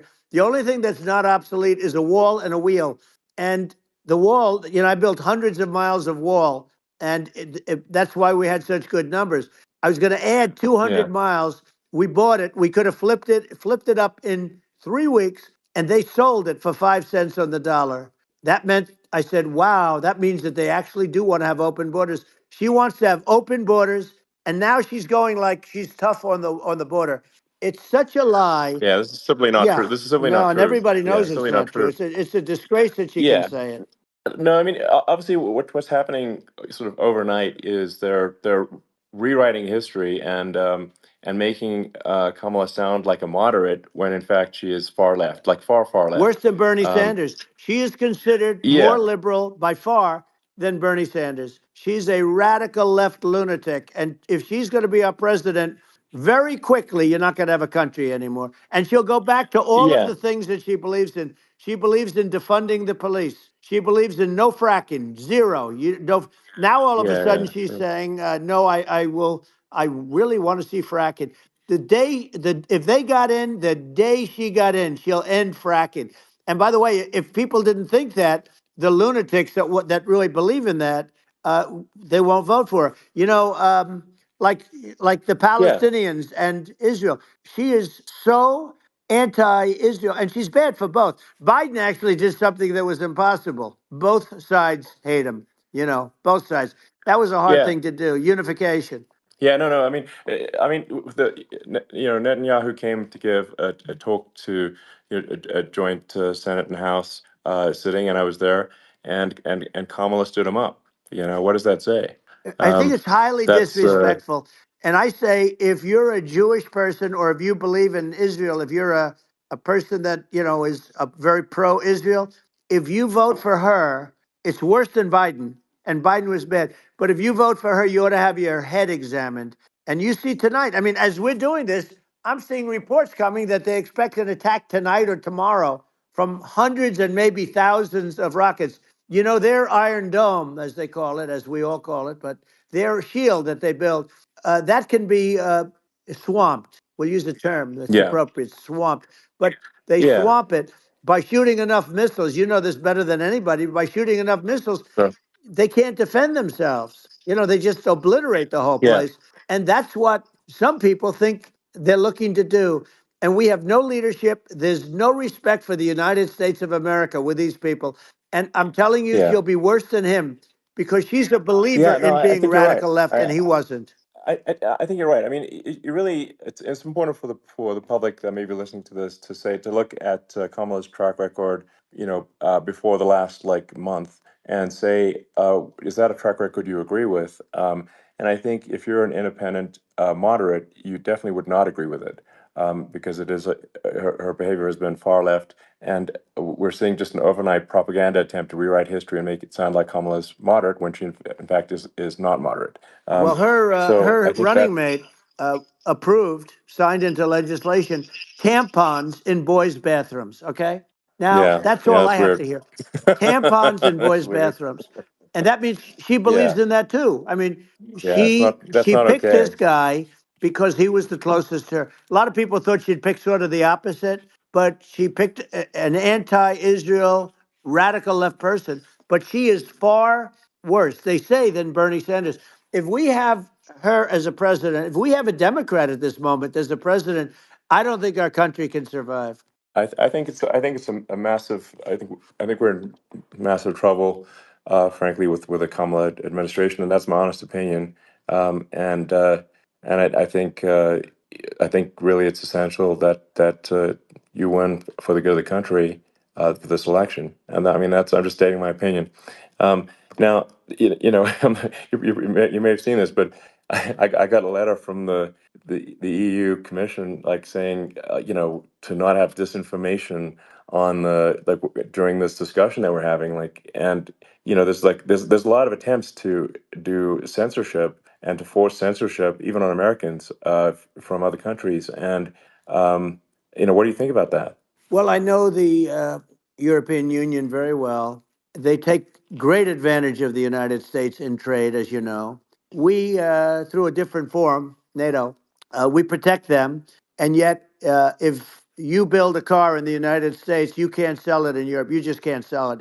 It's impossible.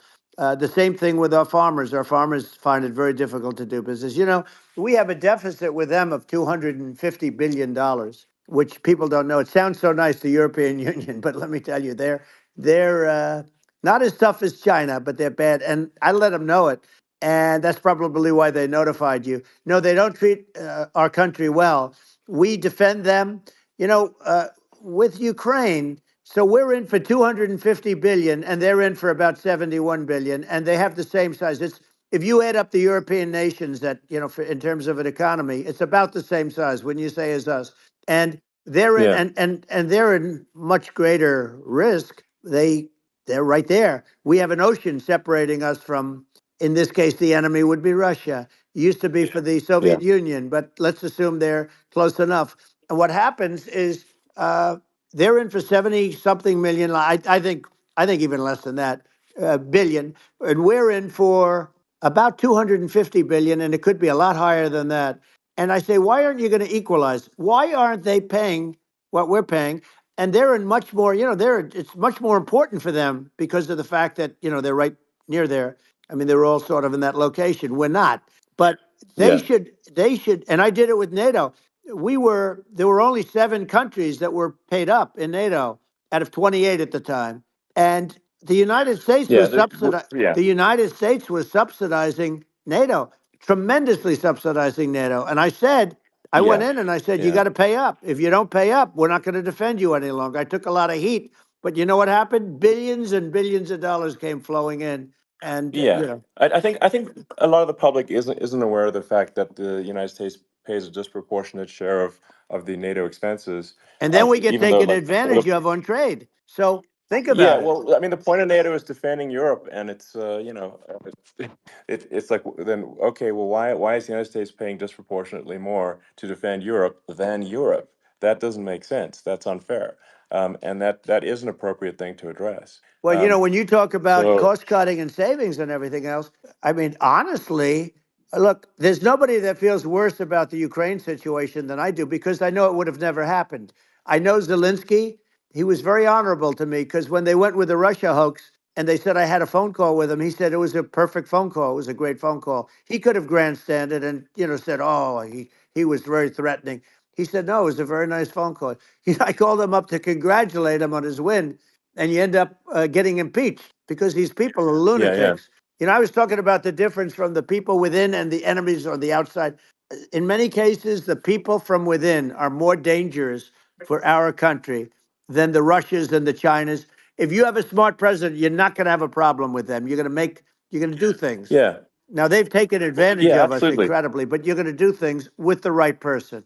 Yeah, well, I think it's obvious that you're a believer and an advocate of free speech, because during your first term as president, you were attacked relentlessly every day, often very unfairly, with with false attacks, and you didn't try to shut down the media. You didn't try to uh, inhibit their freedom of speech, and I think that says a lot. Well, the good thing is that you and I have, and some people, very few, we can get the word out. Although sometimes it's hard because they don't want to print it. Like we're having a great conversation right now. Kamala wouldn't have this conversation. She can't because she's not No. smart. She's not a smart person, by the way. She can't have this conversation. And Biden, we don't even have to talk about it. I mean, he couldn't have this conversation. He would have given up on the first half of a question. He would have walked out. He would have said, "Where am I? Where am I going?" So anyway, but Yeah, no, he wouldn't have this. that's true. Not a lot of people would have this conversation, but we cover a lot of territory. But the beauty is that we can have a conversation, and Yes, you I'm can actually able have a to get it out conversation. without because I get treated unfairly This by is a the really press. big point. You can actually have a conversation with you, Yeah, it's nice, isn't it? and you can't have a conversation with Biden or Kamala. It's like not. It's not possible. That's true. Um, It's so this is like talking to an NPC. no. So it's just Well, impossible. but think of it. We need a man or person who's unbelievably sharp in order to stop all the nuclear danger and all the dangers that I'm talking about. And I got along with all these. I got along with Kim Jong Un. We had dinner. We had everything, and he really liked me, and I got along with him really well. By the way, he's the absolute boss over there. A lot of people said, "Oh, do you think he really?"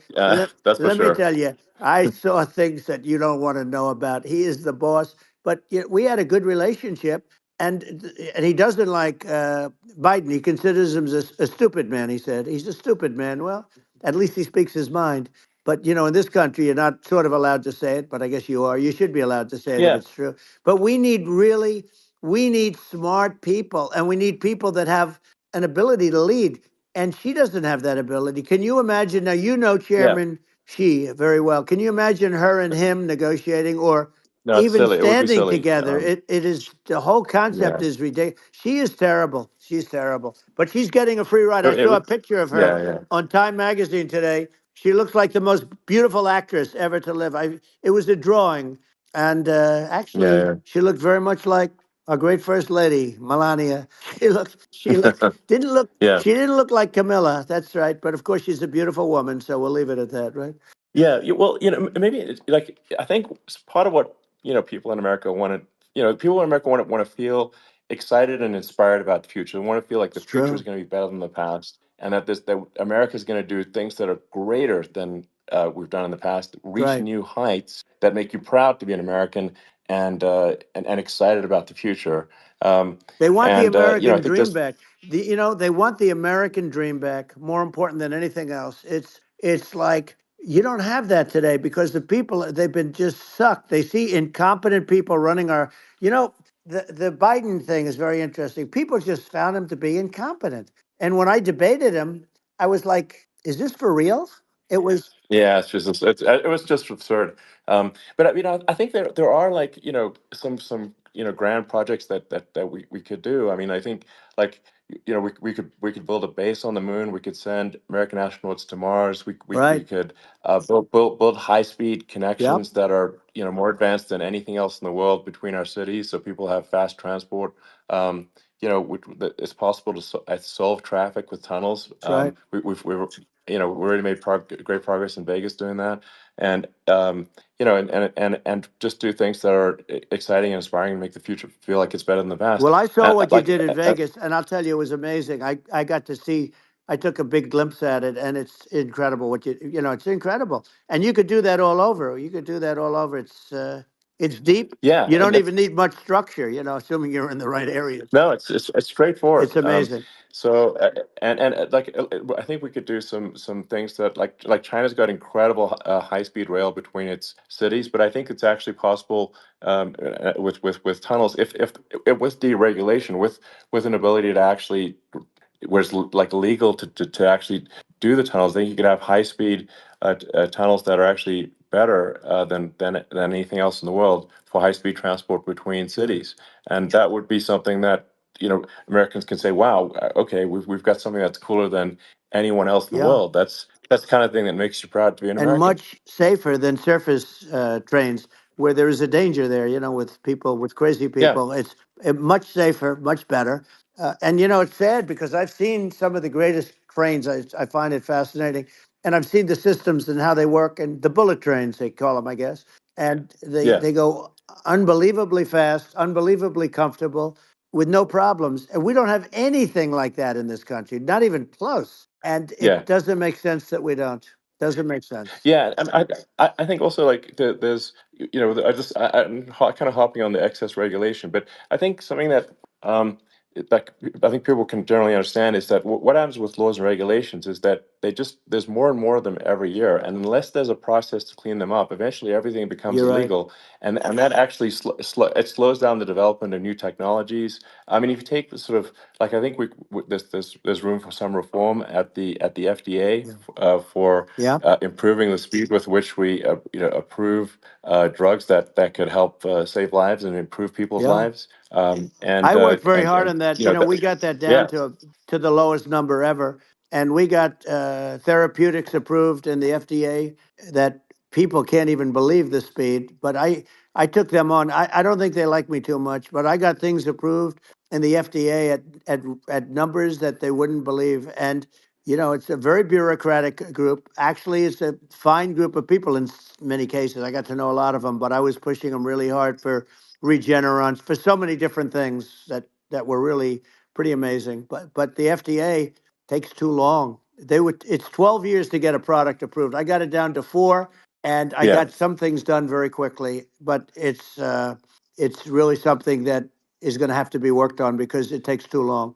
Just takes too long. Yeah, it just takes too long, and it's you end up in the same with the approval, but it's just it takes years instead of something that I think could potentially take Yeah, months, and that improves people's lives. I yeah, think and but I just wanted to sort of hop on this point that like there has to be an active process for reducing rules and regulations because otherwise they just keep building up every year, and yep, you get like hardening of the arteries, and eventually everything's illegal or takes forever, and then we just ossify as a society. We can't make any yeah. progress, and that's it's a really big Well, deal. Elon, just So getting back to the FDA for 1 second, I got something done called Right to Try. This is where you can go in and if you're terminally ill, you can use a space age, medicine or whatever it may be. We have the best doctors, the best labs in the world. We really do. And but people would go to other countries because you couldn't use the product, even if they thought it worked, because it's going through the FDA. I got it approved yeah, where you can yeah, you basically you look, nobody wanted, the doctors didn't want it because of the liability, the country didn't want it, our country, because they didn't want to get sued. These are people terminally ill. The insurance companies didn't want it, and the pharmaceutical companies, nobody wanted it. I got everybody into a room, and we came up with an agreement that you won't get sued. And also, they didn't want it on their record. If somebody's terminally ill and they die after taking a drug, they didn't want that on their record. So we set a separate list. If somebody was, so it wouldn't count as a negative. yeah, Okay. And as you know, we got it yeah, done. We have saved Right to Try. They've been trying to get this done for 58 yeah. years. And it sounds simple, but it wasn't because, I mean, the insurance companies, nobody wanted it, but we got it done. Sure. Somebody signs, you sign a document that you're not going to sue the insurance companies, the country, you're not going to sue anybody. And we got it done. And we're saving tens of thousands of lives. Right to Try. Hopefully, you never need it. But if you Yeah. do, you don't have to travel to Asia. People, Right. if they had money, they go to Yeah. Asia, they go Sure. to Europe. If they don't have money, they go home and die. That's what happened. They'd go home and Yeah. die. Well, I mean, and actually, to give Europe some props here, it's like if a drug is approved in Europe, which has a crazy amount of regulations, it should obviously be approved in the U.S. Yeah. I mean, they get more regulations than we do. So why would a drug be approved in Europe and not in the U.S.? That's crazy. Well, we did it. We did Um, something that really, they've been trying to do it for 50 years and they just couldn't get it done. And I got it done. And it's really something. But you're right. Some people go to Europe because a drug isn't approved here, but it's approved in Europe. And it's a drug that, generally speaking, would yeah, work. It's pretty crazy. You're absolutely. right. And I think so long as people are properly informed of the pros and cons and like these are the risks, these are the risk, and like you make your own decision. Yeah. That makes sense. Well, I think just, So in sort of closing up, and by the way, I'm looking at the numbers. You got a lot of people listening. I hope you don't get yeah. nervous because you got a lot of people listening to you right now, like 60 million or something. What is that number? It's crazy. It's amazing how you can see that right away. What is the number? Wow. What is it? Well, Wow. I think in Wow, terms of people that's a that big, that's bigger than you said. You said 25 and you're much more than double that number, 25 million. I think you're going to be 60 or 70. And I guess over a period of time, hey, I congratulate you. Do I get paid for this or not?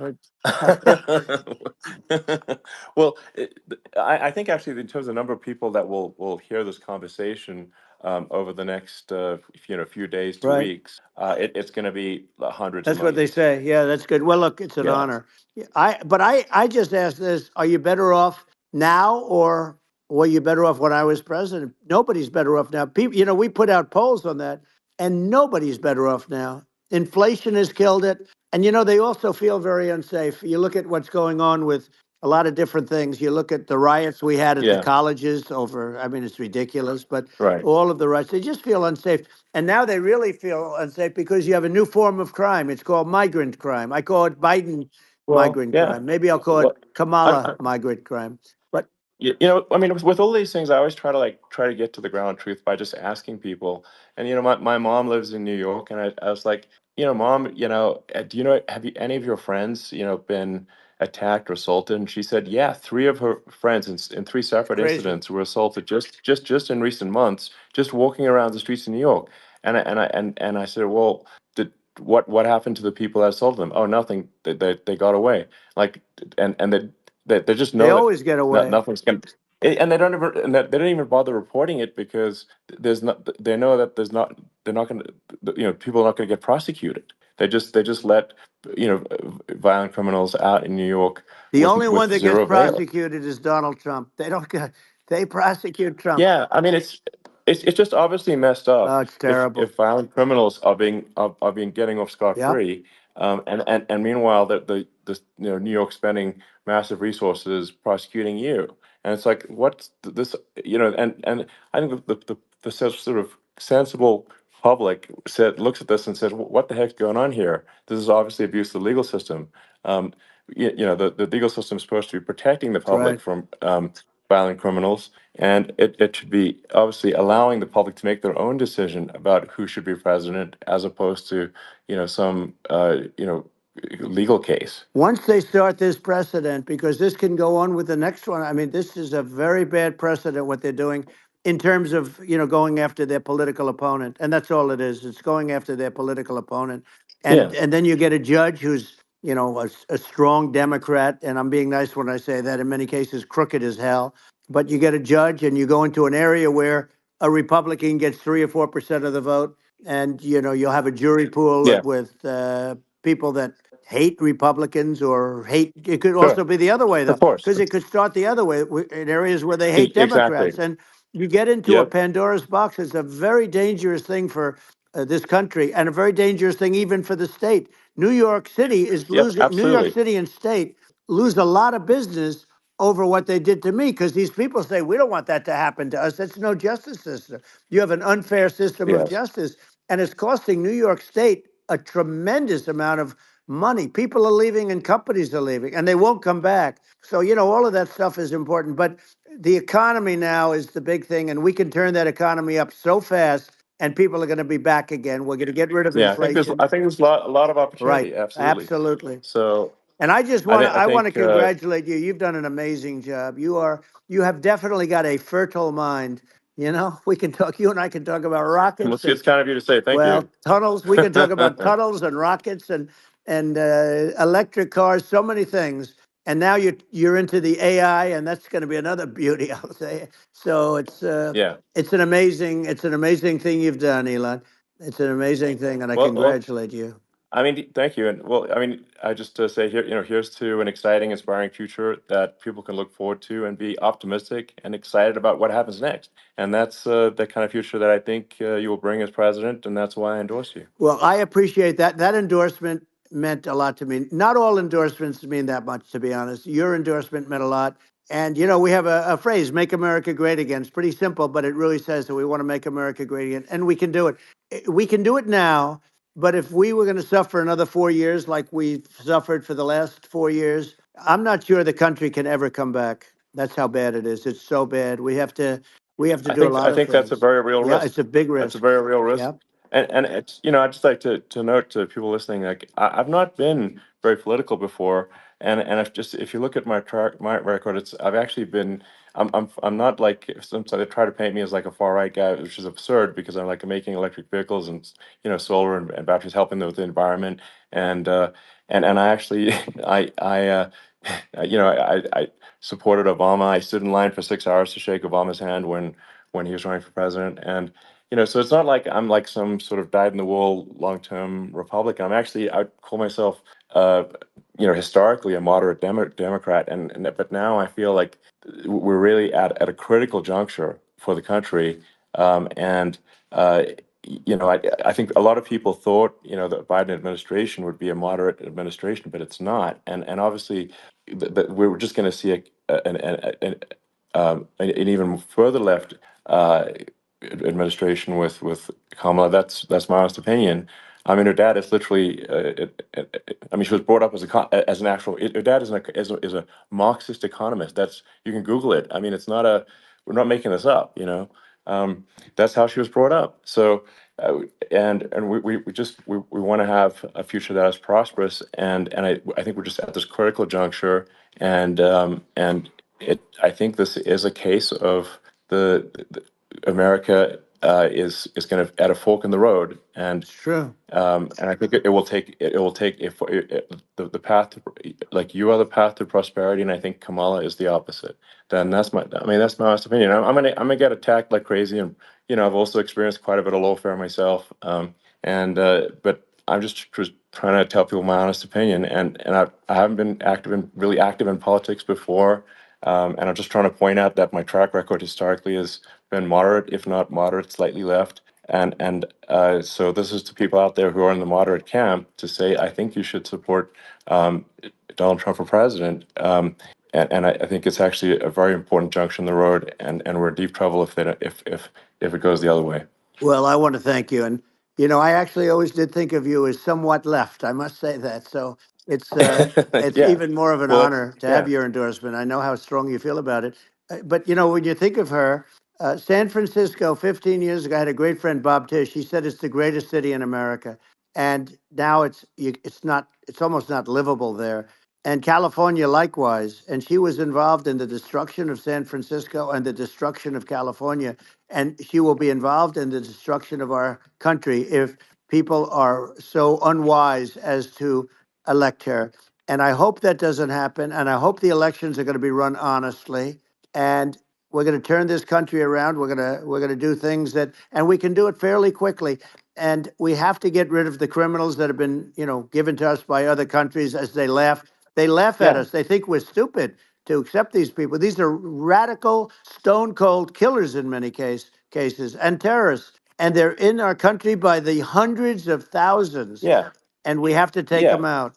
Yeah, I mean, if I could summarize it, perhaps, I think these are issues that I think most people in America would agree with, which is that we want safe and clean cities, we want secure borders, we want sensible government spending, we want to restore both the perception and reality of respect in the judicial system, just stop the lawfare, and I think that's like, and how are those even right wing positions? I think those are that's just common sense, and that's I mean, would you agree with that? 100%. I don't understand, the whole, they call it progressive. They don't like the word liberal anymore, but call it liberal or progressive. I don't understand how somebody could say that it's okay for them to empty prisons into our country. And again, I told you their Yeah, crime rates definitely all not over the world are okay. going way down, which makes sense. In fact, the next time what we'll do is if something happens with this election, which would be a horror show, we'll meet the next time in Venezuela because it'll be a far safer place to meet than our country. Okay, so you and I will go and we'll have a meeting and dinner in Venezuela because that's what's happening. Their crime rates coming down and our crime rates going through the roof. And it's so simple. And you haven't seen anything yet because these people have come into our country and they're just getting acclimated. And they don't know about being politically correct law enforcement or lack of law enforcement. And our police, I have to just end with this. We have great police, we have great law enforcement, but they're not allowed to do their job. They have to be able to do their Yeah. job without being destroyed. Well, absolutely, and it's obviously demoralizing if you're a police officer risking your life to to arrest violent criminals who could kill you and do kill you sometimes, and then you arrest the violent criminal and then the DA doesn't prosecute and that's let the guy out. Yeah. Well, then like why should a police officer risk their life to arrest a violent felon Well, even worse, if Elon, nothing's going to happen? even worse, they prosecute the police officer.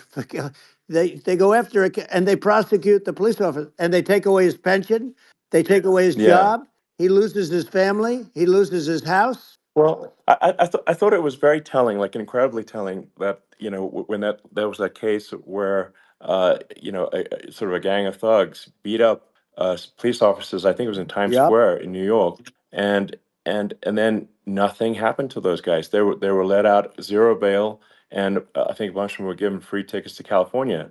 Well, what is I mean that is a gross indignity against the United States, and that's how I mean this is insane. Like, have we lost all pride? What that how can such a thing be allowed to occur? I've never seen anything. You know? We see where they get shot. It's a very dangerous profession, but it's something they're very proud of and they want to be able to do their job. But I've seen them get shot. I've seen a lot of things. But I've never seen where these guys are standing in the middle of a big street, everybody watching them, and they're literally boxing, like punching, stand up fighting a police officer. There were two of them.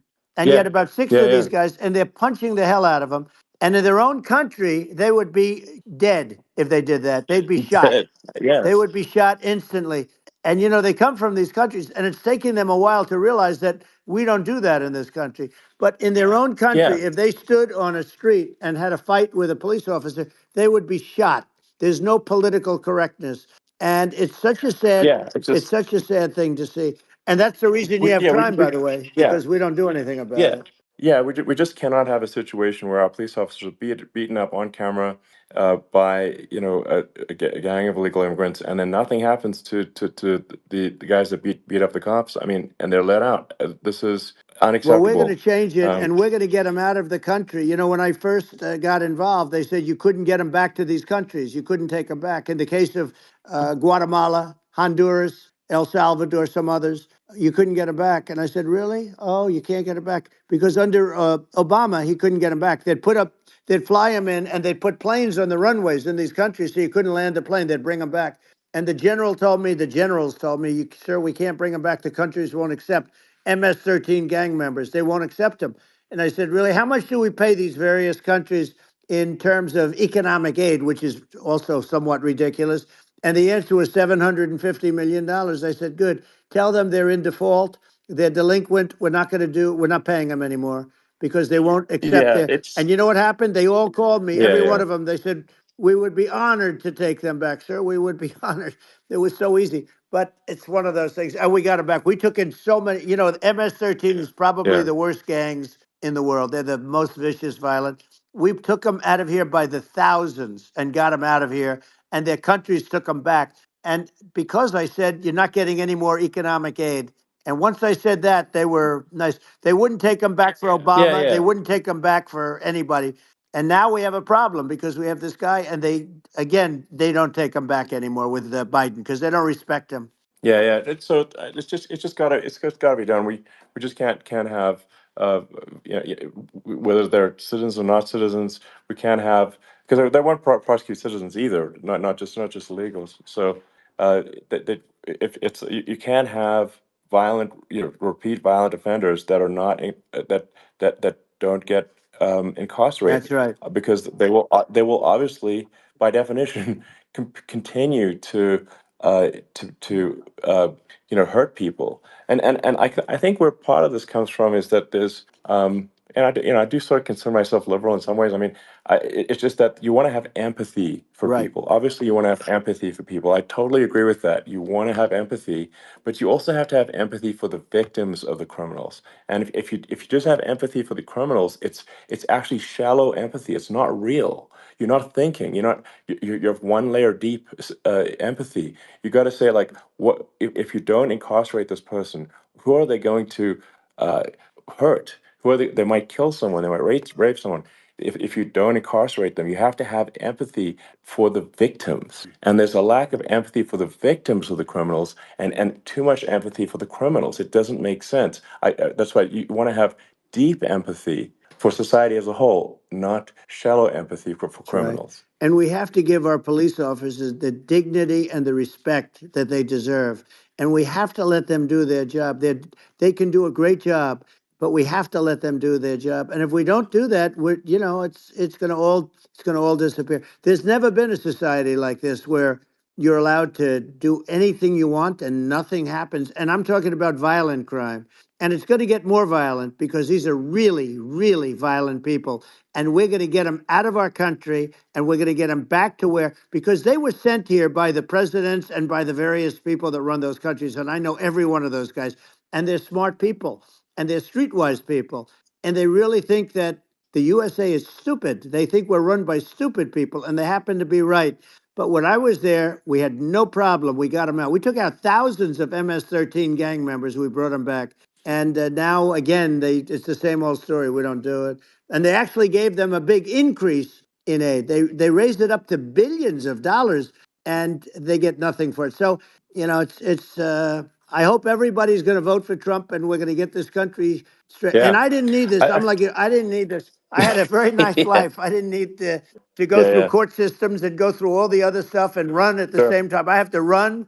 I have to go through fake trials with, in some cases, corrupt judges, totally corrupt judges. I didn't need it. I had a nice life. I have great locations. I have beautiful oceans that I have places. This was, but I felt it was important. And if I had to do it over again, you probably think I'm crazy for doing it, actually. But if I had to do it over again, I would have done it over again, because this is so much more important than me or my life. We're going to save this country. This country is going down. And these people are bad people that we're running against, and they're liars. They make statements. They do things that are so bad. They say they're going to make a strong border. They say they've been great on the border, and they've been the worst in history. They say they're Yeah, going to it's stop horrible. Like crime, the and facts speak for themselves. The it's so facts incredible. speak for themselves. Like it's gotten to the point where people just don't even bother reporting crime in a lot of That's cities right. because they know nothing is going to happen. Um, that's what I hear anecdotally from people all the time. So it's just my values. I'm just saying to people out there, like the things I think are important for the future is, like, we've got to have safe cities, we've got to have secure borders, we've got to have sensible spending, and we've got to have deregulation, and Right. so we can have a prosperous future. And then we want to have some exciting, sort of moonshot projects that people can get fired up about.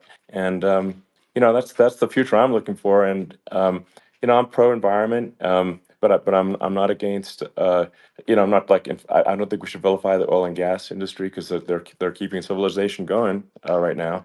And but I do think we want to move, a reasonable speed towards a sustainable energy economy. Those are my values, and I think, and so, I mean, that's why I'm supporting you for president. Well, I So appreciate. We're going to give incentive to companies to come into our country, not to leave our country. We're going to be giving tremendous incentives. We want companies to build here, not to build in other locations, and we want to create jobs. And again, it's about the American dream. You don't hear about the American dream anymore, Elon. You don't hear. You're the American dream in the truest sense, but you don't hear about the American dream anymore, and you're going to hear about it. People, they need that incentive to go out yeah, and do it. And they're going to love their lives. I mean, they're going to look forward to getting up in the morning and going to a job that they love, not a job that they can't stand, or not any job at all where they have no money, where they yeah, literally have no money. And then they end up with violence and lots of other problems. No, we're yeah. going to do some great things. And I learned a lot in the first. We had a great economy and all of that. We rebuilt the military, we did so much, but I also learned, and I also learned the best people. I learned the good people, the smart people, the dumb people, the people that can do things. The people, you learn. When I first came in, I tell people I was in Washington D.C. only 17 times, according to the fake news media. I was in 17 times. I never stayed over. And you don't know people. You rely on other people to give you names, and then you realize the people you relied on weren't so good. Now we had great people, but we also had some where I wouldn't have, used them had I known. Now I Yeah. know everybody, and I think we're going to really turn things around fast. We have no choice, otherwise we're not going to have a country. And I really appreciate this. Has been, to me, it's been a lot of fun being with you. You're an amazing guy. You've done an incredible job and a great inspiration to people. A great inspiration, and I hope you keep going and just continue to do well. And we're going to have a big election coming up, and I think November 5th will be the most important day in the history of our country. I think that election will be the most important election, and I think it'll end up being maybe the most important day in the history of our country, because if Yeah. we don't win, I just feel so sorry for everybody. No, I think we're at a fork in the road of destiny of civilization, and I think we need to take the right path, and I think you're the right path. So I think Well, that's what it comes down to. thank you very much, Elon. It's a great honor, and we'll do it again sometime. And it's been really fun, and I hope you got a lot of viewers. I hear you got a lot, but I hope you Sure. got Yeah. I know you got a lot of them. So I appreciate it. I'll see you soon. All right. Sounds good. Thank you. Thank you, Elon. Thank you very much. Bye.